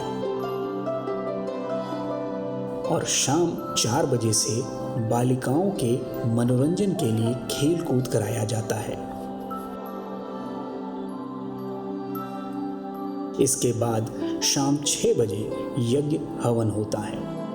इस गुरुकुल में पहले से हमें कला में भी, हर कलाओं में भी, चाहे संगीत कला हो चाहे नृत्य कला हो, प्रत्येक कलाओं में भी, और उसके पश्चात एक कन्या को जिस प्रकार से सुगृहिणी बनना होता है उसकी सारी कलाओं को भी, और किस प्रकार से विदुषी बनना है, विदुषी बनने के लिए जो अध्ययन अध्यापन, उन सभी कलाओं से आचार्य जी ने कहते ना एक घड़े को परिपूर्ण कलश बन जाता है, तो उस प्रकार से आचार्य जी ने हमें एक कलश बनाया।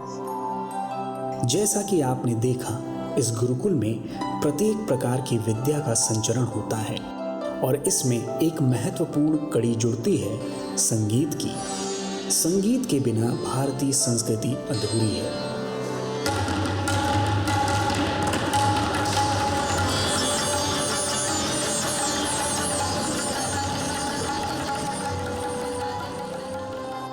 वेदों में भी संगीत महत्वपूर्ण स्थान रखता है, इसलिए यहाँ संध्या बेला में संगीत की परंपरागत शिक्षा दी जाती है।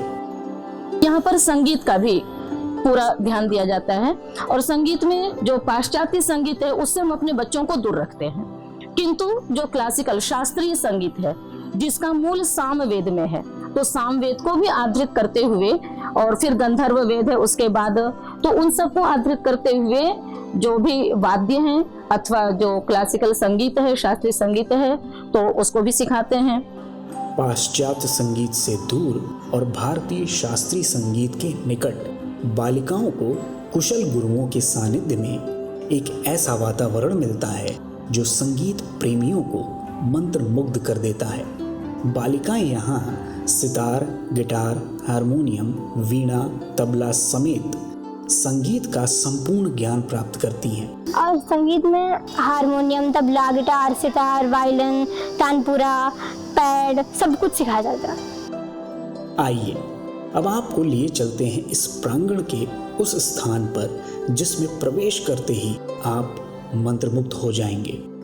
इस स्थान को ब्रह्म उपासना का केंद्र कहा जाता है और ये है महर्षि पाणिनि मंदिर। इसकी दीवारों पर पाणिनि रचित अष्टाध्यायी के 4000 सूत्र संगमरमर की शिलापट्ट पर उकेरे गए हैं।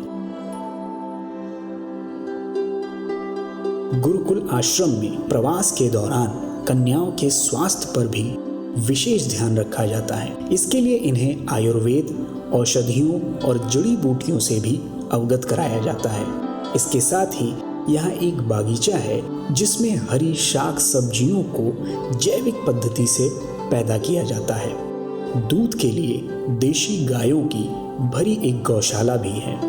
यहाँ छात्राओं के लिए छात्रावास की सुविधा भी उपलब्ध है। विदेशी छात्राओं के लिए अंतर्राष्ट्रीय छात्रावास भी है। इस गुरुकुल में 5वीं कक्षा में बालिकाओं का प्रवेश होता है और वह आचार्य यानी पोस्ट ग्रेजुएट बनकर निकलती हैं।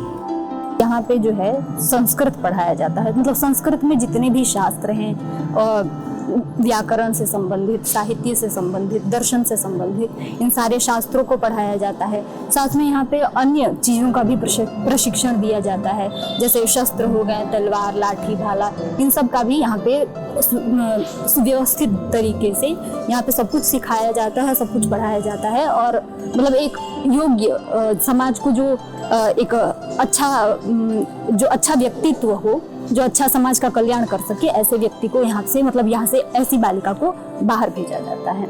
इन 13 वर्षों के अध्ययन श्रृंखला में यहाँ हर जाति, वर्ग, भाषा, क्षेत्र की कन्याएं बहनों के तुल्य रहती हैं और यहाँ से आगे बढ़कर देश और दुनिया में भारतीय वैदिक ज्ञान परंपरा को बिखेरती हैं। मैं गुजरात से यहाँ सन 2009 में आई थी कि मुझे बहुत मन था संस्कृत पढ़ने का, तो बचपन से ही मैं पिताजी से जिद करती थी इस बात के लिए कि मुझे संस्कृत पढ़ने जाना है और गुरुकुल में जाना है।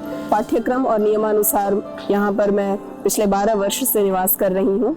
यहाँ पे जो शिक्षा दीक्षा दी गई है उसका मेरे जीवन पे जो प्रभाव पड़ा है वो जिंदगी के अंतिम क्षण तक रहेगा। यहाँ से मेरी जो शिक्षा दीक्षा थी वो पूरी हो गई है, उसके बावजूद भी मैं ये चाहूंगी कि आगे भी मुझे अवसर मिले तो मैं ये कार्य निरंतर करती रहूं। गुरुकुल का जो कार्य है, वेदों की सुरक्षा करना, वेदों का प्रचार प्रसार करना, इन सब कार्यों में मैं अपने आप को हमेशा ही संलग्न रखूंगी।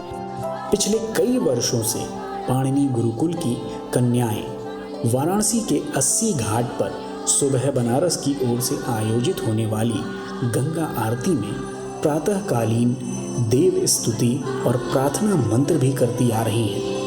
मैं यहाँ पे पढ़ाती हूँ, संस्कृत है और अन्य हिंदी विषय है, सामान्य ज्ञान, मतलब जो ऐसे विषय ये और यज्ञ इत्यादि भी करवाना मेरा कार्य है। और सुबह बनारस में आपने भी मतलब देखा होगा मुझे, तो वहाँ का जो पूरा दायित्व है मेरे ऊपर ही है। मैं वहाँ पर जा करके मतलब करवाती हूँ, उसको पूर्ण करवाती हूँ। काशी की इस सारस्वत धरा पर नील गगन के नीचे विगत 5 दशक से आज तक उस शास्त्रीय आर्ष पाठ विधि की परंपरा का शंखनाद करता हुआ श्री जिज्ञासु स्मारक पाणिनि कन्या महाविद्यालय आज भी अपने पूर्वाचार्यों के इस ध्येय वाक्य कार्यम वा साधयेयम देहम वा पातयेयम के साथ ही ज्ञान की पवित्र धरा पर कन्याओं के मानस को पावन करता हुआ निरंतर अग्रसर है। जो ये बहुत ही हर्ष की बात है कि हम सब मिलकर ये 50वां वर्ष मनाने जा रहे हैं, ये हम सबका बहुत बड़ा सौभाग्य है। ये जो गुरुकुल है जहाँ पे हम लोग खड़े हैं, ये एक अद्वितीय भूमि है जिसने इस भारतवर्ष को न जाने कितनी स्नातिकाएं दी हैं, जिन्होंने इस भारतवर्ष के अंदर कई संस्थाएं, कई गुरुकुल, कई स्कूल्स चालू कर रखे हैं, कार्य कर रही हैं बहनें और बहुत बड़े बड़े पोस्ट पे कार्य कर रही हैं और देश में ही नहीं विदेशों में जाकर के भी कर रही हैं। आज इस स्वर्णिम पड़ाव पर समस्त पाणिनि परिवार अपनी पूर्वाचार्याओं तथा पूज्य गुरुजी के प्रति श्रद्धावनत करबद्ध स्मरणांजलि अर्पित करता है और यह विद्यालय ऐसे ही अनेकों यशस्वी पड़ावों पर अपने पुरुषार्थ की ध्वजा लहराता रहे, यही उस परम कारुणिक परमात्मा से प्रार्थना है।